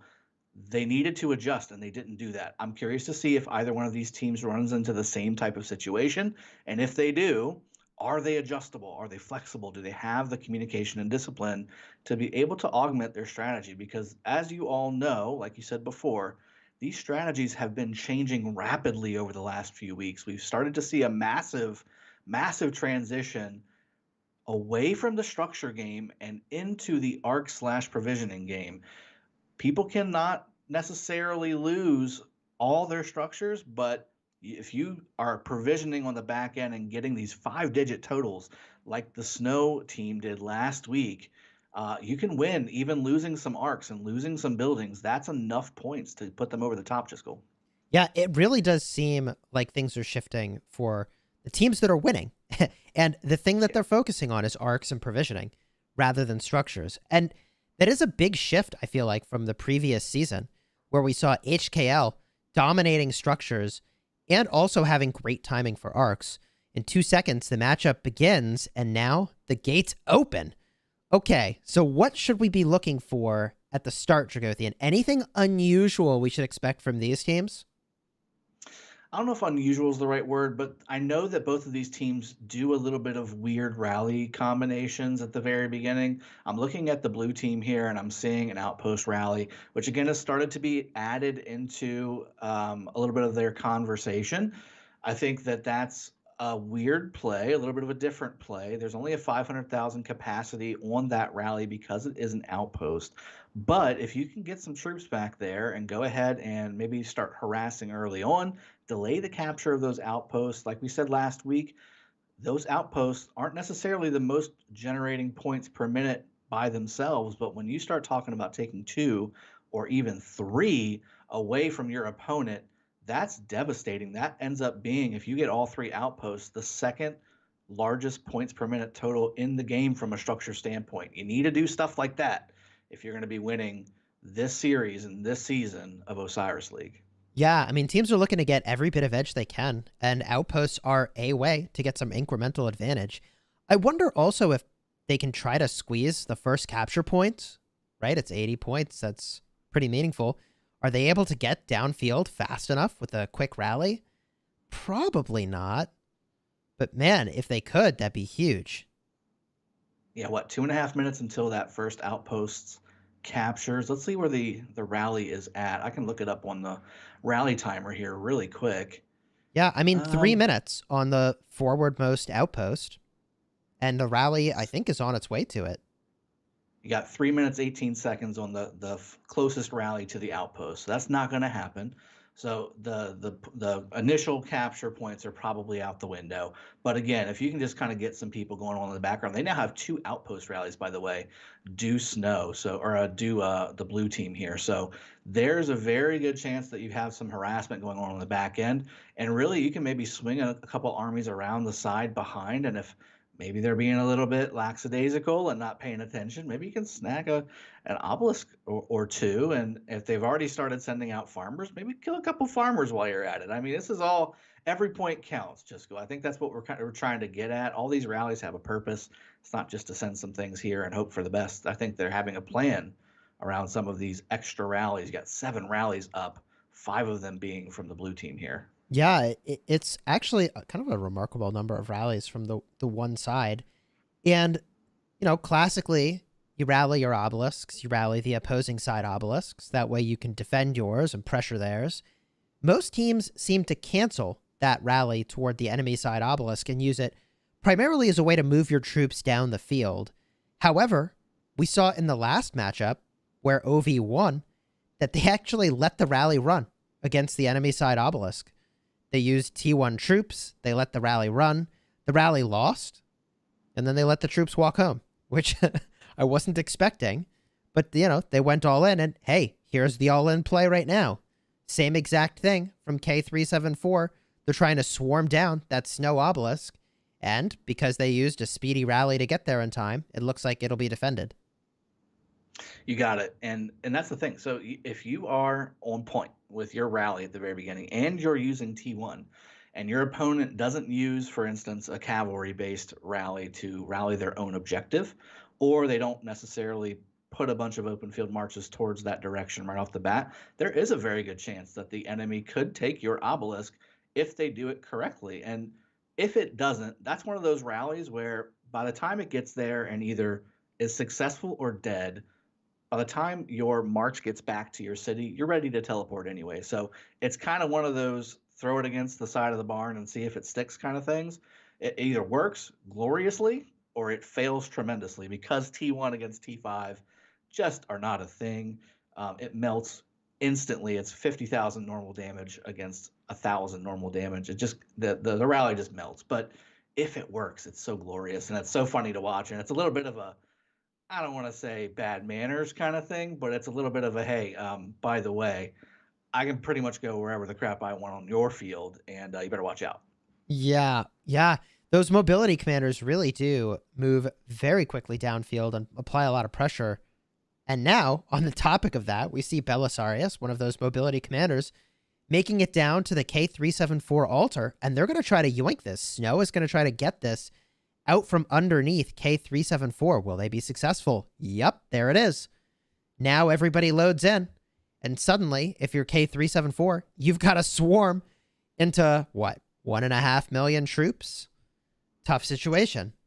Yeah, it is, and it looks like they've got some decent commanders over there to boot. There's an Attila sitting there, and these are all calves, so you could pop that Attila in there and go ahead and make that the garrison captain. It doesn't look like that's what they're doing, or at least they're being very slow to do it. You've got 1, 2, 3 players that are still outside of the Sky Altar. There's a YSS now, also a very good choice for anti-swarm here, but I just don't think they have enough. 374 is doing a great job swarming this down, but look at this, more from the right, more from the bottom. This is exactly what they did last time, just keeping a building an extra 30 seconds to a minute longer, delaying the point generation for the enemy, and ultimately possibly capturing this with 2 minutes left. They need to fill that thing before it goes down, though. There it goes in favor of 374. Yeah, clean recovery before those first capture points were applied. It is 750 points for that first capture, which is really a huge number of points to secure for your side, especially if you're denying it to the other side as well. And I like that now the map is even. Getting that little OCD checked, the box checked. That's me as well. I like the cleanliness of the map, but I also like blinking structures too. So right now, snow is swarming down that Sky Altar that they just had for a second, but there's a proper garrison in there. You got Charles Theodora in there, just basically causing destruction on all those swarming armies around it. Now there is a Chandra at the top doing a little bit of debuffing. That's very good. Theodora is very good against swarm. Charles does have that nice little shield to go ahead and deny a lot of those extra points, but we've got a lot more snow coming up from that bottom lane. And there's blinking structures on the back line already with K74 doing 374, doing another rally going down, but it looks like they may be doing these outpost rallies throughout the match. Yeah, I mean, the outpost rally initially here caused at least 4 marches to redirect and protect the outpost. If you can commit 2 marches to making the opposing side relocate 4 of their own, that seems like a pretty good victory. It's a small one, but a good one. Yeah, I totally agree. And on the bottom lane, the consistent pressure from Snow is starting to stack up against the Sky Altar. It's almost halfway down, and there is a rally on the way. It is an Attila rally with more field support behind it. Now, I'd be interested to see if Bit from Snow over here doesn't stop and maybe try and save this Shrine of Life, because there is no defense whatsoever open field wise around this Shrine of Life with 8 seconds left until it captures. And there is a counter rally coming from K374, a Guan rally coming down to basically pass that Snow rally coming up. There's nothing there. I don't see any lines. I don't see any defense whatsoever. If Bit goes all in on this Sky Altar, and maybe that's the play because it is worth more points. You're going to deny more points if you take it, and if you actually capture it, that's more points. Nope, he's going to go ahead and stay. So there it is. He went ahead and stayed. Oh, and 374 canceled the rally. Oh. They're depositing those troops. They got some CPO squad over here. Hopefully that's got some extra troop capacity to put into this structure because they need it. Charles Martel by a thread about to fall. It's looking very, very dubious for the K374 squad over here on the Sky Altar. Massive pressure by Snow, doing a great job. And there's a nice refresh of an army doing a great job. I can't read the name because I don't read the language, but whoever had that Constantine that with a little sliver of health going away, I guarantee you he just put in a full march. He was the savior of the day right there. I'm going to call that guy out and say Hero Squad. And speaking of which, look on the right side. There is an Attila garrisoned obelisk in the color of blue, which is supposed to be red. Once again, sort of forcing more marches to commit to the task than they themselves have applied. The folks in blue are forcing red to react. I agree. And the Snow kind of did the same thing, right? With that Sky Altar, they've had to commit, they being K374, a lot of presence and a lot of troops to really maintain and secure the Sky Altar. They've done a good job keeping it after the initial capture by Snow. But yeah, I mean, it's kind of going back and forth right now with 2.5 minutes left in the middle here for the Arc to spawn. K374 has a massive presence and is built kind of like a little bit of a K374 wall here at the bottom of the lane. Do you see that? That's crazy. Yeah, I mean, so folks coming from two sides from Snow, K374 all grouped up together, but I don't think it makes sense for them to charge into any one of those groups, even though they'd outnumber them, because they'd be kind of far out of position, far away from the Temple of Osiris. So I guess I totally 374 just waits now. It's a chest beating battle right now. This is where all the battles are happening, the chest beating portion. That being said, though, Snow making a little bit of a beeline up the right side there, trying to sneak some people behind to get towards that temple and cause a reaction by the blue team here. And now with that being said, now they've pulled off a little bit. Here comes the center surge from Snow as well. Let's see who ends up coming up out on top on this battle. It's going to be interesting. Yeah, well, Snow activated Mystical Formation, and then we see 374 has actually done the same. So it's a good thing both sides mirroring that play. Otherwise, one side would be really quite dominant over the other in the middle. That's been a really common combination, the War Drums Mystical Formation for, 4 energy for a total of 160 stats. That's pretty good. Those two skills combined are very popular. Oh goodness. Look at all the damage, Jiskel. All those red numbers. I'm seeing every red number on your screen. I wish I could see that on my screen because it is literally just tons of red. Look at all that AoE. It's crazy. It is really crazy. And also impressive that Snow is moving this contest toward the Temple of Osiris, which they have to do. If they can't move this whole encounter on top of that Temple of Osiris, then hey, 374 might have had an opportunity for a really easy breakaway. But now, man, this is anybody's arc. Yeah, and if we look at, if I've zoomed out a little bit, so I see a bunch of pyramids running around on the screen. It's easier for me to kind of see who's winning the battle a little bit that way, because like you can see on your screen, there is nothing but just graphics and AoEs and damage numbers just floating all over the place. I can tell you right now, just looking at this map, that the blue team here, K374, has really started to own the open field. Now, that being said, Snow has pushed heavily right on top of the temple as the arc becomes available to grab. This is critical. Who's going to grab it first? That's what's going to dictate which direction that this arc starts to go. And the blue team does it. Look at that. Let's see if they can go ahead and start moving it right away. Yeah, it's a clean grab for the folks in 374, starting to bring things back right through the middle of the contest there. That's a messy place to carry the arc. That's a scary place to carry the Yeah, arc. hard And to... he's standing on my screen. He's standing still, Chiskel. He is on mine as well. Hard to target the carrier because there's just so much going on there. But also, like, gosh, you get hit by so much AoE in the middle of that, and the carrier's down. Yeah, if you don't move and you're sitting in the middle of that clump, it is a disaster for you.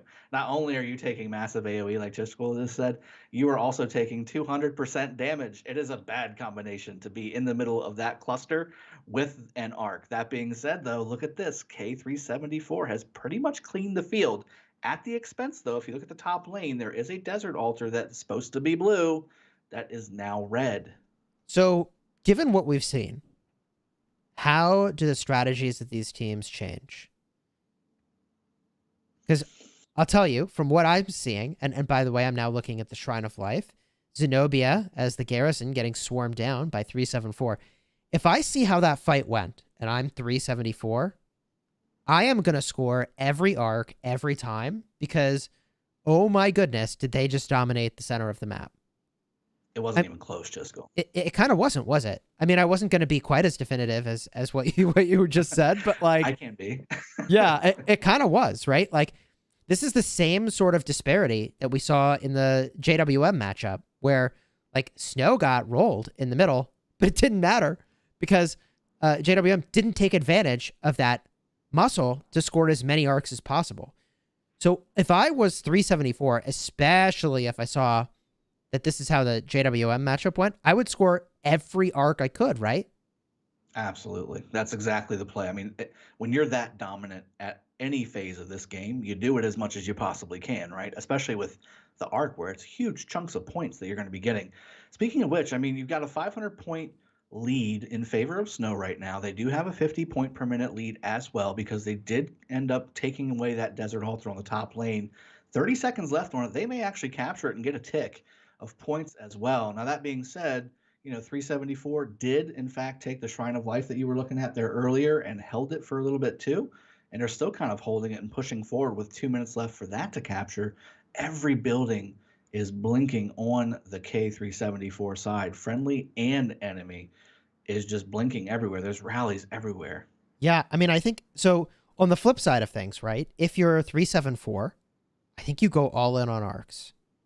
But it seems like if you're Snow, there's also a big takeaway here too, as they flip over yet another altar in their favor, which is that like, okay, fine, you take arcs, we take all your structures. And I think Snow's got to go all in on the structure game, right? They got to commit enough to the middle that they don't just free carry arcs for 374. But now I think Snow is maneuvering incredibly well, and they need to rely on that elevated level of coordination to actually just outmaneuver 374 and avoid that head-on confrontation. I agree. And if we look on the back side of the Snow territory, where the outpost is blinking, we have an appropriately named player named Cheese going out and cheesing some of these outposts and taking them away from Snow. So right there's one that goes down instantly. I know that Snow is taking some of these desert altars, and these are obviously the highest point generation totals in the game. There's Divine Aid being used by the blue team there, which is a great skill to have. They now have 6 teleports as opposed to 0 for Snow, and they did capture the arc right away, which was a key thing, Jessica, we were just talking about. If they would have held on to it, I would have called them JWM 2.0, and then here we go, Snow coming in again to the finals on the backs of somebody making a terrible, terrible arc decision mistake. But good job to them for capturing that. And there's still this guy walking around in the back lanes here, just taking these buildings. That's his job. That's his thing. That's what he does. Now 2 outposts are blue, with a third one trying to be done by the same player. The red players are just kind of marching along.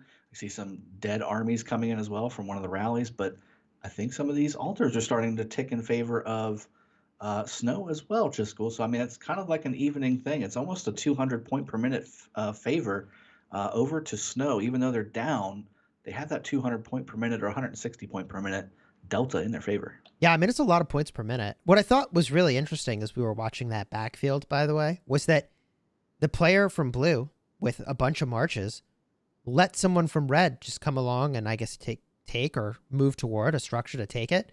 Mm-hmm. And what I thought's interesting is it seems like they were making the priority call of like, hey, you know what? I just want to disrupt them as much as possible rather than have my own march battle theirs, get weak, and then be unable to operate. So it seemed like a kind of prioritization of the march time over like, doing a little combat and holding the structure. Absolutely. I think the idiom to live to fight another day is kind of what is being played out over here on the backfield. You've got a snow march that's harassing this bottom left outpost to take it back. Guan's holding it, but it's going to go down, I think, in favor of red again. But again, you still got these 3 marches just kind of over here harassing. There's 1, 2, 3 marches, 4 marches, 5 marches, 6, 7, 8 marches being held up by this one player just kind of harassing the outpost. That's a great trade. It's not necessarily winning on the battlefield when it comes to the battle reports, but on the battlefield from a presence standpoint, that's a huge win. And then, as again, we see at the obelisk here at the top on the snow side top lane, K374 coming in with an Attila rally against an r0se-led garrison.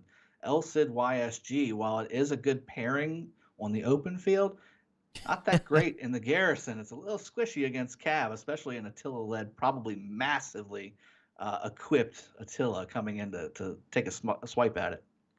Yeah, Attila's still the rally choice, it seems, by the way. Except, if I look downfield here, we do see a Ramses in use, but getting into so much trouble, they actually canceled the rally. What are your thoughts on that? Cancel the rally versus let it run until it ends? Well, I mean, I think they're just trying to get their troops back at this point because you can see snow. They're pulling away. They know that they're going to hold the garrison. So instead of letting the rally just kind of play out and slowly dwindle down to nothing, they went ahead and canceled it, swarmed it, get their troops back so they can go to the middle. Because guess what? 4 minutes, 30 seconds, and this arc is about to spawn again. They want to get as much into the middle as possible. Yeah, we do see 374 bringing a lot of marches to the middle.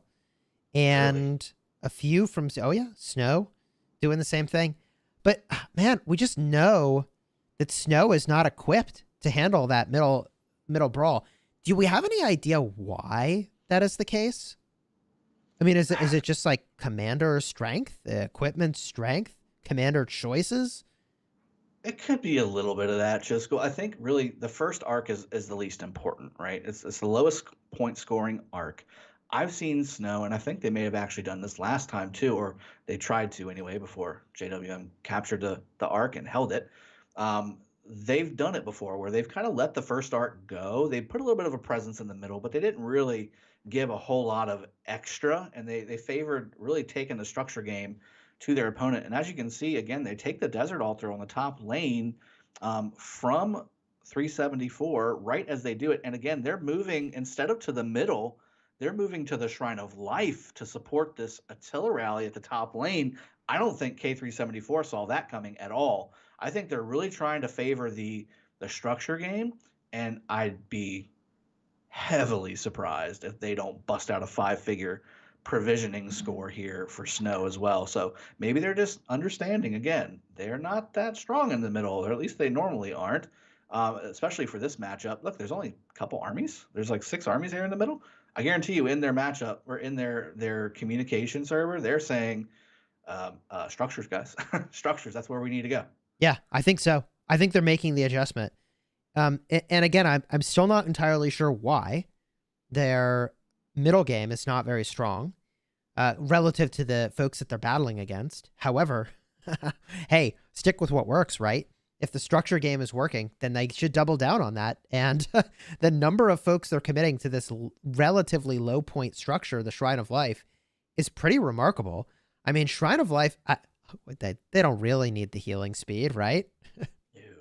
That's not really why they're here. Yeah, well, it's basically the same thing that 374 was doing in their back line, just taking structures for the sake of taking structures. Like if you take the structure, they're not generating points. That's really what it's all about. Now, that being said, I mean, this Charles is holding up remarkably well.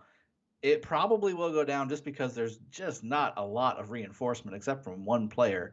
And I'm not sure if he can quite juggle 4 armies hopping in and out of that structure, especially considering he's probably also the garrison leader. So I don't know if that's going to hold very well for blue, but that garrison defense is doing well enough, I think, to stop that group, that death ball group of snow players from coming back down to the desert altar and reassaulting it after K374 took it back about 2 minutes ago.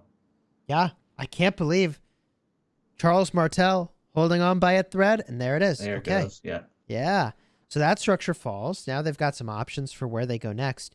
I mean, it's very interesting that instead of going for the structures in sort of the center lane, the ones closest to the Temple of Osiris, they seem to be pressuring the outside lane. This is an opposite strategy from what we've seen a lot of teams doing, right? They're pressuring outside lane, and I think they're doing it intentionally because Absolutely. if 374 is going all to the middle, and if Snow can't actually go toe-to-toe with them, then they want to stay as far away as possible. Outside lane is the place to be. So here's the strategy. They're spreading them very thin. If you look at the bottom lane in the middle, Snow is starting to mass a lot of players there. So here's what the plan is. Get the structure game on point to where they're not generating, they being K374, they're not generating as much points per minute. We need to get that points per minute down. They did take the arc, right? Looking at the points, though, they're only up by 500 even after capturing that one arc. The points per minute is in favor of Snow and has been for the majority of the match. Now, here's the play, though. You spread them out, get them outside to the altar on the bottom lane, get them outside to the Shrine of Life on the top lane, and then as the middle, they saw in the middle, K374 had 10-1, 20-1 odds from a March standpoint. Maybe they didn't put so many in the middle that they would normally have if Snow had just jammed everybody in right away with that 4 minutes. The problem's going to be the timing because, again, the arc is available. We've got 374 players really holding down Snow here at the bottom with more coming in. I don't know if it was maybe poorly executed from a timing perspective, but the thought process was sound there. Get some structures, stop the points, get them to the outside of the map so they can't come in the middle and reinforce. I think maybe a few minutes beforehand would have been the play there, as really 374 is just kind of walking this arc back, and looks like they'll be in good shape. I think maybe there'll probably be a rally to the outpost from Snow here pretty soon. Maybe the desert altar as well. It's already under assault with the swarm, and it looks like it might go down with Theodora really holding strong and 374 reinforcing very well. Yeah, Ethelfled Carrier is a little bit unusual pick from 374, but Ethelfled with a little bit of speed from an extra skill is moving real fast, bringing that arc back. So, gosh, if you're 374, I mean, I think you slam dunk every arc you can at this point. You nailed it.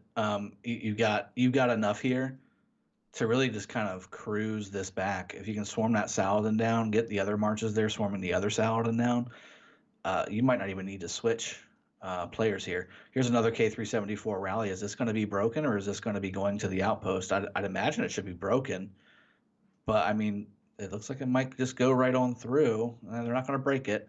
So, I mean, this arc carrier is still moving with the quickness. It did just drop, but I mean, there's 20 armies for the blue team and 1.5, 1 1/10 for Snow here. More coming, but it's just not enough. The idea was solid, I think, from Snow. I just don't think they executed from a time perspective. Now, keep in mind, Snow provisions. There needs to be a massive point lead for K374, and the only way to do that is to hold your structures while you're doing all this arc. You got to win 2 of these 3 categories to beat Snow with their provisioning prowess. Yeah, what do you think the provisioning score is going to be this game? Last game against JWM, it was 11,003 to 500, something like that, in that neighborhood. Yeah, I see a ton of farms going and currently farming at the moment for Snow right now on the bottom lane. Let me check the top lane really quick. More armies running around. It looks like maybe K374 might be doing something a little bit mischievous on the top lane. There is a Saladin kind of running around, maybe tapping some of these farms and disrupting some of the provisioning. That would be a huge play for K374 because again, we're thinking, right? We're thinking that Snow is just going to have this massive provisioning total, which is a thing, right? but I'm sure K374 is also provisioning pretty well, at least a little bit. I see a few farms in blue there going crazy. So if the delta's maybe 3,000 or 4,000 points from a provisioning standpoint, Snow's kind of winning the structure game a little bit, taking these altars pretty much every 5 minutes, every 8 minutes for a few minutes. They really need to bank all of these arcs. And I see the arc about to get captured here at the outpost as the last march for Snow decides to get swarmed down. Well, he should be going in the outpost. He's probably yelling at somebody to get out of it, just go. Yeah, so that he can get in. Yeah, a common problem. A common problem. You can't cap the arc if there's other people in the structure and it's full. But there it is. Arc is captured. So, okay, a 5,000 point or maybe 4,000 point lead for the folks in blue. If Snow is going in on provisioning, how much of a lead do they need? 7,500? Is that comfortable? 10,000 points?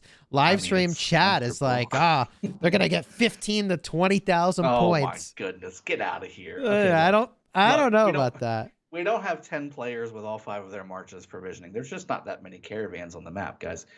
If that was the case, it would be provisions of Osiris, okay? Let's not get too crazy on the provisioning. That being said, it has become more of a critical part. I will admit that. I'll put whatever stamp you need me to put it on, and I'll also eat whatever crow you need me to eat, because season 1, I was like, get out of here with the provisioning stuff. It's a joke. It's a waste.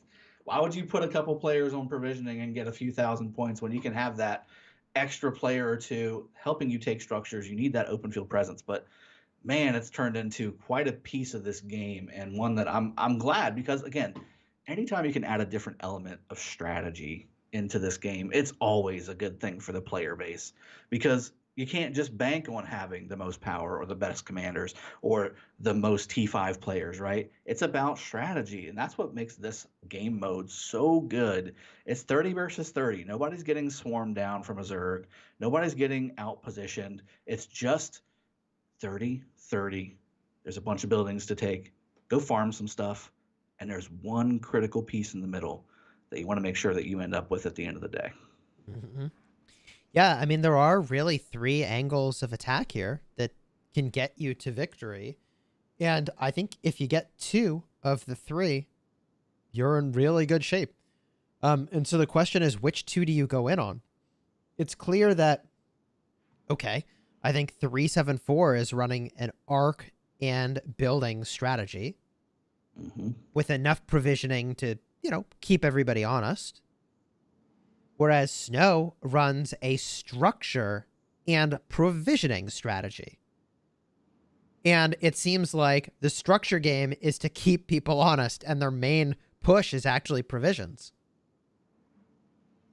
That's exactly right. And to answer your question, as we look at this Sky Altar, and it's looking very dangerous from a reinforcement standpoint. There's more around, but it's looking kind of low. This could go down in favor of Snow, even with all these reinforcements standing around from K374.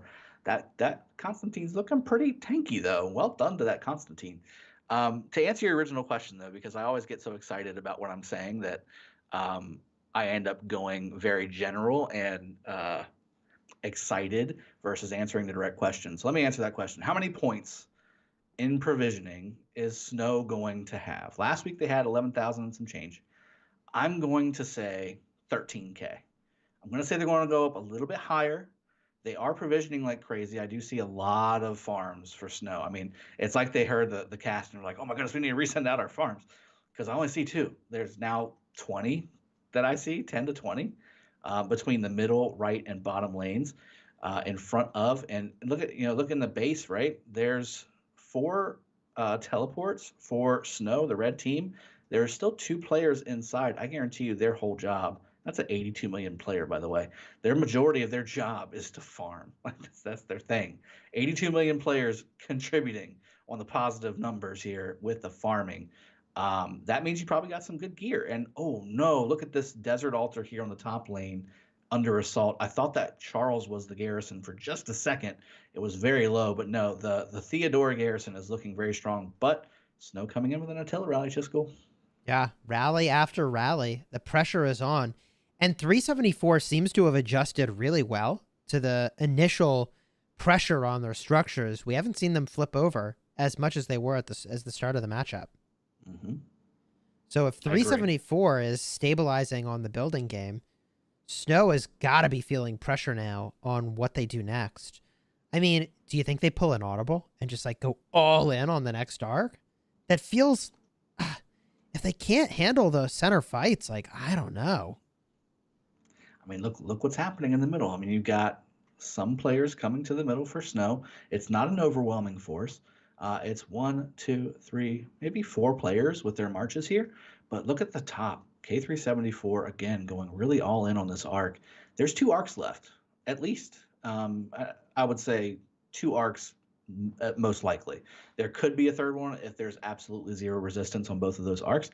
But really, realistically, you've got 2 more arcs. So that's 4,000 and 4,500 points. That's 8,500 points on top of the 4,000 point advantage that they currently enjoy, they being K374. So you're looking at a 12,000 point delta if the points per minute remains the same.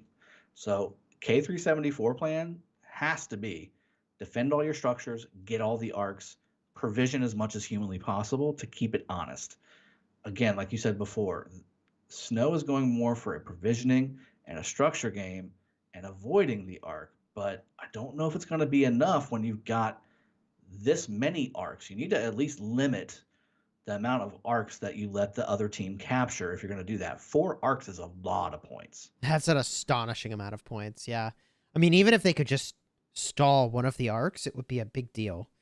And wow, look at the topic of stalling. 374 has been hanging on to this desert altar in an astonishingly close way. In an astonishingly close way. I can't believe they still hold this. Unreal. There's a double C now leading it. That's about yeah, the captain got knocked out of there. So that's definitely going to flip. Yep. There it is. Yeah. And that's what Snow has to do. That's what Snow wants. Yeah. Yeah, they have to do that.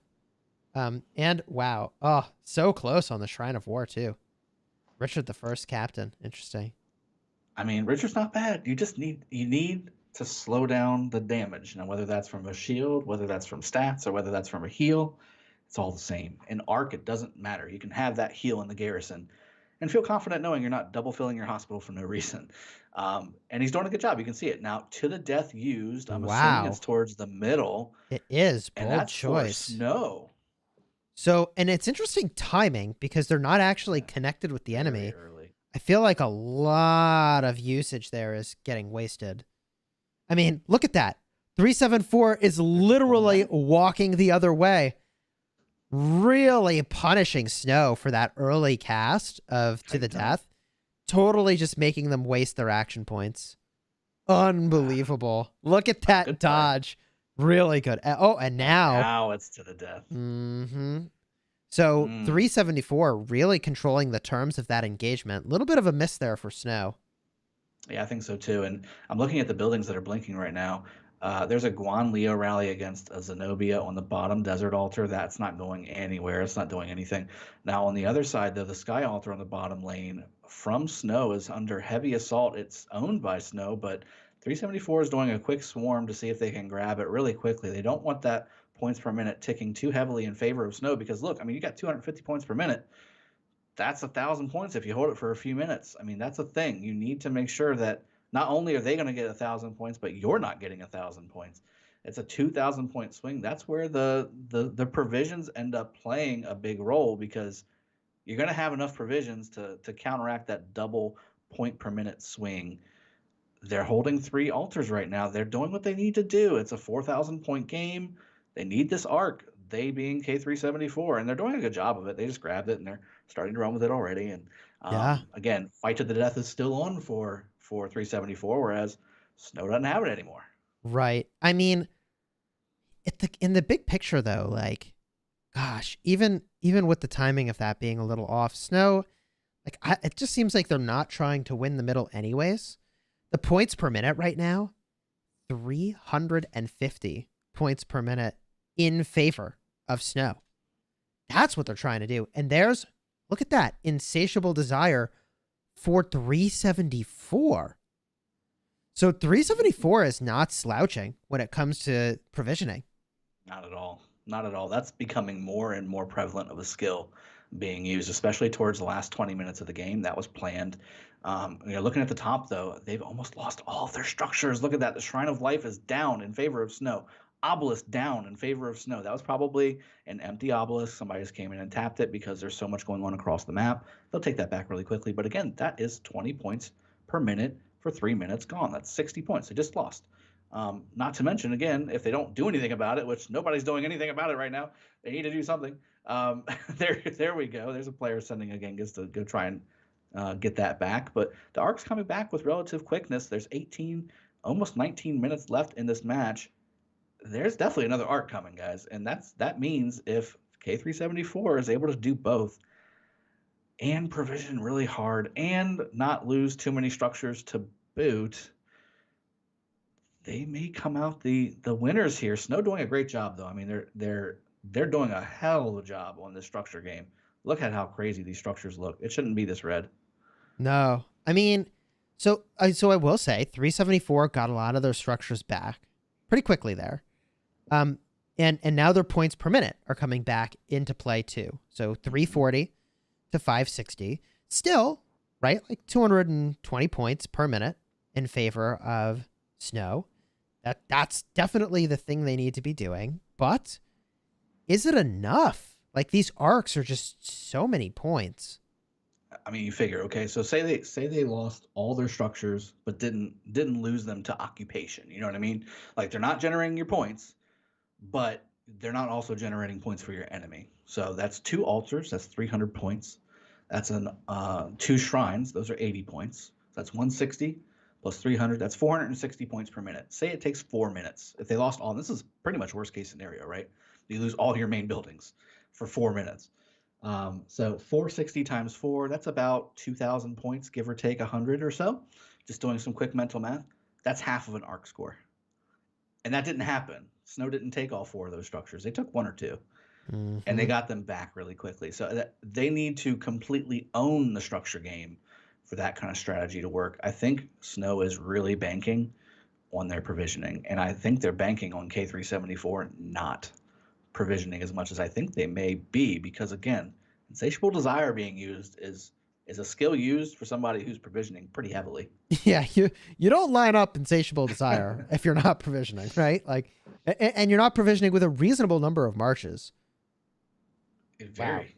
There's Valiant Stand being used on the Shrine of War there on the top lane for Snow. They want to make sure they hold that structure.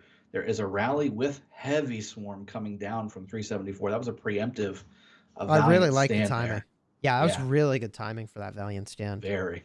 I like it a lot. It's got 5 minutes of duration, right? So like, get every second of value from that by casting it before the rally hits, not after you've already, halfway lost the structure. Speaking of which, top lane Shrine of Life for K374, getting Rally and Swarm, double Guans, Constantine Joan attacking the structure, Alex attacking the structure with Tamiris, debuffing everything. There's an El Cid there too, really putting it to Theodora, who is really an anti-swarm commander, but 2 players coming over to try and help support this. I'm not sure if it's going to be enough, though. That rally looks very strong, and the swarms are about half health. Puggy needs to really take out some of these silencers. That's what's really hurting some of these commanders. I was going to say she's anti-swarm, but not anti-silence. Like, she can't actually execute any of the anti-swarm technology if she's silenced. So I like that Guan choice to take out the garrison. Plus, Guan has a second skill relevant for hitting garrisons as well. A solid choice. And the rally with the swarm is doing some work. Look at that Alexander the Great with Tamaris. That's an interesting combo. It is. Not meant for damage, meant for support. And just like that Shrine of Life goes down. Also, the Sky Altar going down on the other side. 15 Man, seconds this is ago. closer than it should be. Huge. I don't know. 374 just cannot seem to hold their structures. And, that's a credit to Snow. whatever they're doing to hit these structures is very effective.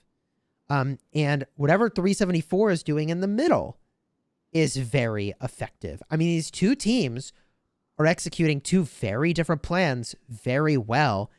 And it's unclear to me who the winner's going to be. Now, with 15 minutes left on the clock, just shy of that, and 5 minutes till the next arc, that's a 10-minute window, a little less than 10 minutes, to run the arc to where it needs to go and cap it again.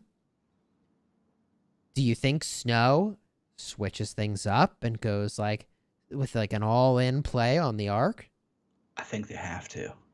So they need to put every single player in the middle, because and K73, 374 knows it. So there's already people coming to the middle with 4.5 minutes left on K374. They are coming hard. They know they need this arc to really solidify the victory. It's a 7,000 point game right now, almost exactly. If they capture this 4,500 point arc, it's 11,500 points in favor of K374 and their provisions. I just don't think there would be enough for Snow provision-wise. They've put some into their cities, right? It's not like they're going to drop a 13K bomb at the very end, at least I would think. And with the buildings starting to even out, and even with K374 looking at the back lane again, the outpost harassment has begun again. They own 2 of those outposts. I don't know if it's going to be enough for Snow. This is going to be tight. Yeah, I mean, does anyone else find it strange that we're talking about such a huge gap in points and we're still saying, I don't know who, legitimately saying, I don't know who's going to win? That is a little bit of a struggle. It's like, this is the hallmark of 2020 and provisioning. It's actually we just don't know with Snow what kind of points they're going to throw down there. Yeah, if we had this match even last season, right? Especially season 1, we'd be like, this is a blowout. K374 going on to the finals. We're just watching the final minutes and not really doing anything about it. But this is a strategy. Snow knows they're going to be down for the majority of the match because they're giving up the middle. They're just giving up the arcs. Now, again, to your question, do they go all in? It's looking almost identical to the last arcs. There's not heavy presence. Very early coming in from the bottom, 374. Wow. It's really just enough. Yeah, just enough to convince the other team to not leave. Right? It's just enough to convince 374, man, I can't leave this. I gotta go. I can't go somewhere else. I gotta stay here and deal with this. But I don't know that Snow's really trying to take it. I don't think they are. And I think that's actually a mistake. I think their plan has been fantastic. And the fact that they're in it, right? The fact that they're in it right now with being down by 7,000 points is because of their strategy. But I think the play here is to go all in on the middle with your point structure teams, right? And that way you cut that large deficit to 4,500 and you are banking on knowing that you've got an extra 5, 6, 7 grand provisioning on top of it. That puts you over the top. But without an arc, or at least stopping the arc from getting captured, I don't think they're going to have enough. Even with the points per minute being, in favor of them right now, it's only 20 points per minute. It was 200 a second ago, but it's only 20 now. So, I mean, there's just not enough. Right. Well, for the folks in Snow, I mean, this really is a precise calculation, I think. They're not winging it. They know their range. They know their reach. Right? I think they've got it down to a science where they know, if we commit this much to gathering, here's what our provision score is going to be. So if they're not going mid, I mean, they must think they have it, right? They may think that, but I mean, how do you calculate, right? How do you calculate the opposing provisioning, especially when technically you're not supposed to know? Well, I guess you do see it. You do see insatiable desire being used on it just because it's an open skill when it's used on the screen. And speaking of skills on the screen, I mean, there's a couple being popped right there in the middle. But, I mean, it's 100 armies versus 7 against Snow? Yeah. I mean, I would think if any team could predict with a fair degree of accuracy what the opposing team's provisions would be, I think it's Snow. They are the masters of provisioning. And to be a master of provisioning, I think it's also a master of precision. You don't win in a spectacular way. you win in a precise way. I love seeing all And- that damage just go. It's so amazing to watch. Yeah, it's I look, like, this game is close. Look at the score. Look how close that score is all of a sudden. I It's wonder if now some provisioners came 3,500. home. Yeah, definitely. It's now a 3,500 point game. They're definitely coming home. It's 10 minutes left. They're getting as much as they can in now, or at least maybe half, and then going back out to go and do another, 7-minute run. Arc is up, and 374 has basically surrounded it with one bing bong bang guy coming in from the bottom there to say, hey, no, let me stop you, kind of thing. But the wrong carrier, by the way, getting the Arc. He joined from the bottom left side instead of the top side of the temple in general. So that's an extra few seconds. But I mean, clearly, look at that. He's just kind of walking He's away. cruising. Snow just trying to stop as much as possible, but they're just getting melted in a line because they have to stretch out. And once that happens, it's pretty much GG in the middle. Yeah, I mean, this looks like it's GG in the middle. I mean, if you are in blue now, you've got to fan out and get back to doing other things quickly. Because wow, that point total is really narrow. 3,500 points, not even 3,400. It's close. Mm-hmm. It's steadily going down by 100. But again, you got to remember that's 3,500 points. Let's just call it 3,000, right? But here comes another 4,500 in the form of an Arc in your back pocket. And again, assumingly, you're doing some provisioning on the back end. I mean, if you keep it within 4,000 or 5,000 points in provisioning, there should be a game over match in favor of K374. If not, though, if Snow has really gone so heavily into provisioning and they drop a 20K bomb on us, I mean, what do you say to that? I don't know. I don't know. Like, I'm going to start investing more in gathering commanders. I mean, running charge activated for blue. Yeah, they want to capture it really quick and get back to their structures, get back to provisioning. Like all these armies need to just go. Find a caravan, go farm it, and hold your structures. Right. Any points. Well, that's an interesting talking point. So, okay, 374. Like, how much should they be focused on structures versus, like, actually just running all these marches home, sending out a gatherer instead? There's going to be a fine line, right? I think that taking structures away right now would basically get you, 300-400 points if you stop them from having an altar per se. If you can do it multiple times, that's really, really beneficial. But likely Snow is doing the same thing. I mean, they've basically been doing that the whole match, is playing very defensively, but grabbing offensive structures when the Arc is spawning. Like, that's been their play, and that's what their disruption has been. That's where they're going to get that window where they can drop that massive heavy provisioning bomb on the end of the match and see if it's going to play out. I don't know if there's a line there that you can predict because there's just so many variables. Yeah. Wow. 8,000 point difference between the teams now. Wow. But that's a lot. That feels out of reach to me.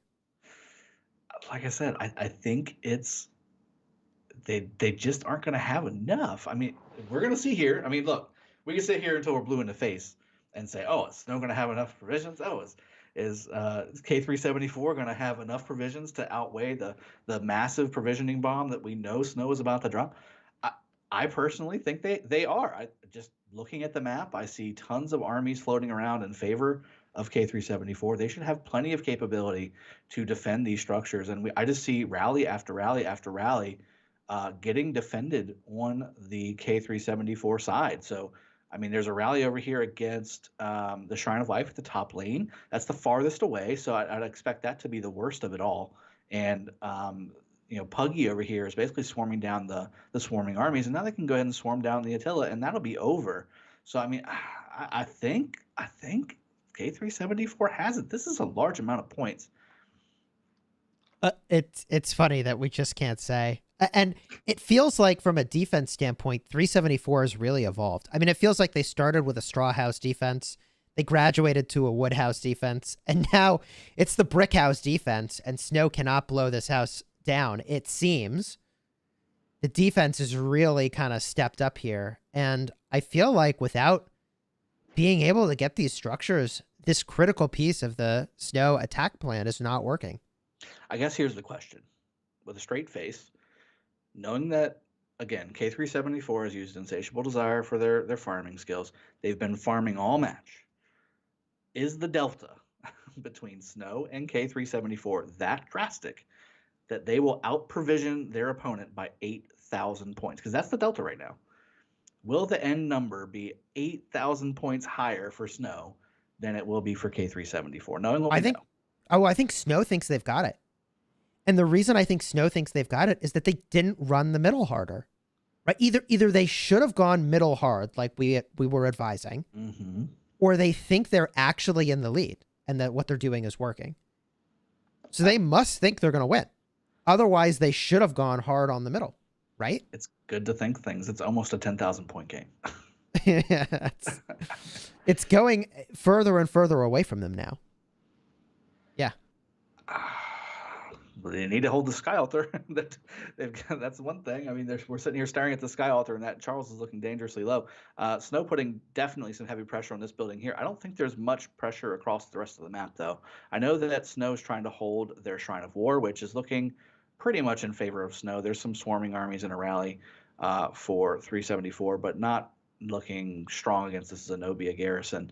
The Desert Altar on the bottom lane, again, it's just three armies swarming the Desert Altar against Zenobia. It's just not going to work out very well for them. Really, this Sky Altar on the bottom lane that we've been staring at is the closest to going down. There is a proper Attila rally on it from Chabi, alongside of a lot of swarm with all those silencers and shield givers and debuffers and all that. So that's a proper, I want to take this structure kind of a push.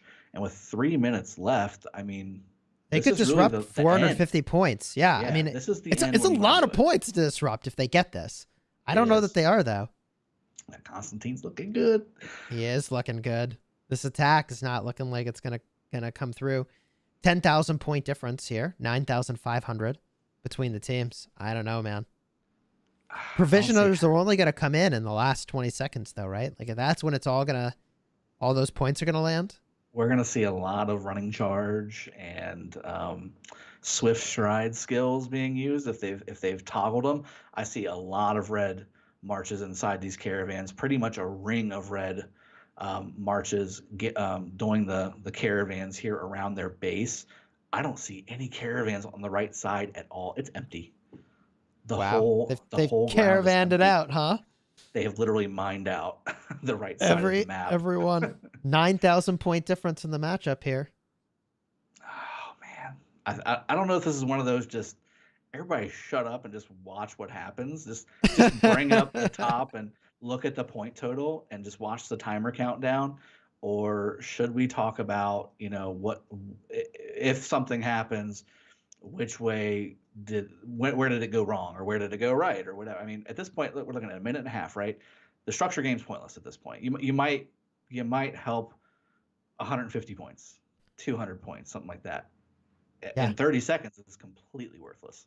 Yeah, it's about to be super irrelevant, which is why it's weird that there's so many marches engaged in battles at structures. But I guess like you still want those points, like at the points. Yeah, it's still 150 points. You got to hold on to that. I mean, it's a 10,000 point game. Like this would normally be like, whatever, I'm just going to swarm stuff. But they want those 100 points. Just I can tell you, they know Snow's going to be dropping some ops. There's 2,000 right there. Now, same thing for K374 though. They dropped 2,000 on there, so they're keeping up. There's another 1,000. Oh my gosh. Oh my gosh. Left. Watch the scoreboard. Either Snow has precisely calculated their route to victory, I don't see or maybe they should have gone heavier in the mid, or maybe they were just outclassed in the middle, and there wasn't a path for them in this game. I think they may actually win by 2 marks. Yeah. Because it's not looking... I mean, it's 20 seconds left. Yeah. We're looking for the points. I told you the top was farmed out. That means that they've already been returned. Yeah. Wow. And more points are coming for 374. This is crazy. Yeah. This looks like... 5 seconds. This is done. Yeah. 374. Huge win. Huge win. Ooh. And now I have to question, why were we so worried? It's a 10,000 point win. Snow beat JWM, which is a really tough team. So to underestimate Snow would be a huge mistake. But perhaps we overestimated the reach of provisions here. Heart of Courage, 374. The big victory, 54,252 points to the 43,164 for Snow. This will conclude Snow's run for the top seat, the champion of the Ark of Osiris. However, 374 moves on, and they will be battling against the Season 1 champion, OV. Let's get some GGs in the chat. What a great match. Great match. Well played. Kept us on the edge of our seats the entire time. Anything stand out to you in the scoreboard here? Well, I will say that, I was right about the provisions, 13K for Snow. But did we see actually K374 out provisioning Snow? Yeah, that's impressive. Where's the calculation for that? I mean, they're used to being 7,000 point favorites in provisions. And look at this, K374 not only out provisioning the provisioning alliance in the main provisioning alliance in this Osiris League season, but 15,000 points. Even if they didn't out provision, 15,000 points. This game was over 2 arcs ago. Yeah. We just didn't know it. Snow needed to at least capture one of those arcs. Like if they had stalled one arc, it would have been closer, but not enough. If they had stalled an arc and scored an arc, it would be a different story. It would be a lot closer, but gosh, Heart of Courage with that insatiable desire. It seems like they went with the route of using less provisioners, but using insatiable desire to speed them up. Whereas Snow literally provisioned every single spot. They ran out of spots to provision. Wow. Which is maybe why they don't use insatiable desire. Because there's not enough spots to take advantage of it. I will say, I don't think I've ever seen a section of the map completely farmed out, like just completely farmed out, like it wasn't even there. So that was a thing. And I will say something else to think about as we go into the next season here, right? Or the next matchup, because it's a best of 3 now, guys. Remember, it's best of 3. K374 has beat Snow, which a lot of people had them after last week going to the finals. 1008, which was a very solid team. In fact, a lot closer to 1008 than it was to Snow.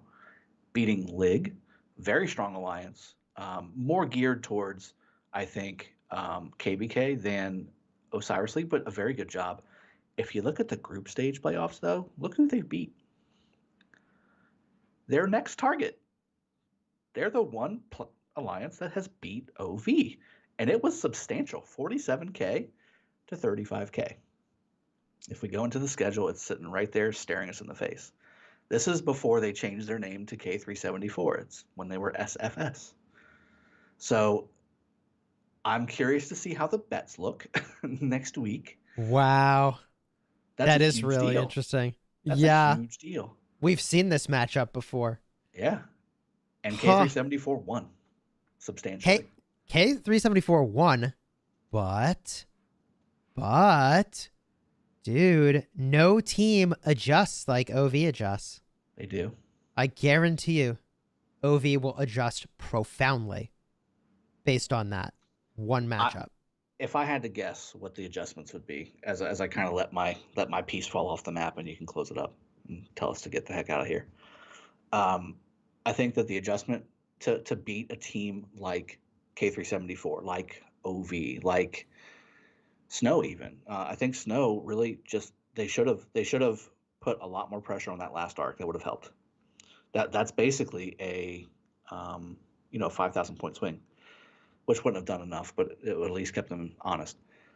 The way to start combating this stuff, you've got to assign, just like you have people that are assigned to farm, you've got to have some people assigned to kill their farmers. I mean, we haven't seen that yet. We've had a couple people doing some harassment in the back and doing the outposts and things like that. There's going to have to be a guy. Like, you're going to have a guy. Like, get your best farmer killer out on the field, which who would have ever thought you'd hear me say that? Get your best farmer killer in your Osiris League team to be top tier. But that may be the play. I mean, you might need, because that's a lot of points. If you can put one person on and even cut that point total in half, that's an arc. And if I told you, put one player on your team and you can save an arc's worth of point, I mean, I'd do it. Yeah. Yeah. Yeah. Yeah. That's totally worth. That's really surprising. Oh, man. Well, Dragothian, anything you want to add before we wrap up the stream today? Well, that was it. I mean, who would have foreseen the matchup that we're about to see next week? And again, best of 3. So I mean, it's not like, you know, if OV kind of pulls a rabbit out of its butt and ekes out a win for 500 points or something like they're known to do, right? It's not like K374 can't say, you know what, we were supposed to beat you, so you know, the odds are going to play out and we're going to win 2 out of 3. So I mean, that's going to be fun to cast. I think that having already lost to K374, formerly SFS, is something they need to account for, and K374 needs to understand that that was in the past, and maybe there was a different lineup, maybe there was a different strategy, and understand who they're going up against. They're going up against the former Season 1 champions who are now back in the championship in Season 3. So looking forward to casting those with you guys, and we'll see who ends up doing the casting over the next 3 weeks, but we'll get it done. And thank you everybody for joining as well. A lot of folks joined the cast today. Yeah, really great to have everybody here. If you haven't already subscribed to the channel for Ark of Osiris League and beginner guides, consider subscribing to the official Rise of Kingdoms channel. Also, check out the links in the description of the video to Dragothian and my channel, as well as Gecko, who also casts Ark of Osiris League. We look forward to seeing you next week for the best 2 out of 3 matchup to explore, hey, who is going to be the season champion? Will it be K374, a team that has been undefeated all season? Or is it going to be OV, the season 1 champion, and the team that adapts and grows and changes its strategy the most based off of what it sees, both in-game and between games? So really, we see like the season undefeated team versus the most adaptable team. And I'm really eager to see that play out in a best 2 out of 3. We're headed out for now, my friends. We'll see you next week and every week that there's Ark of Osiris coverage to be had. Until then, have fun, smash in your Ark of Osiris, and good luck.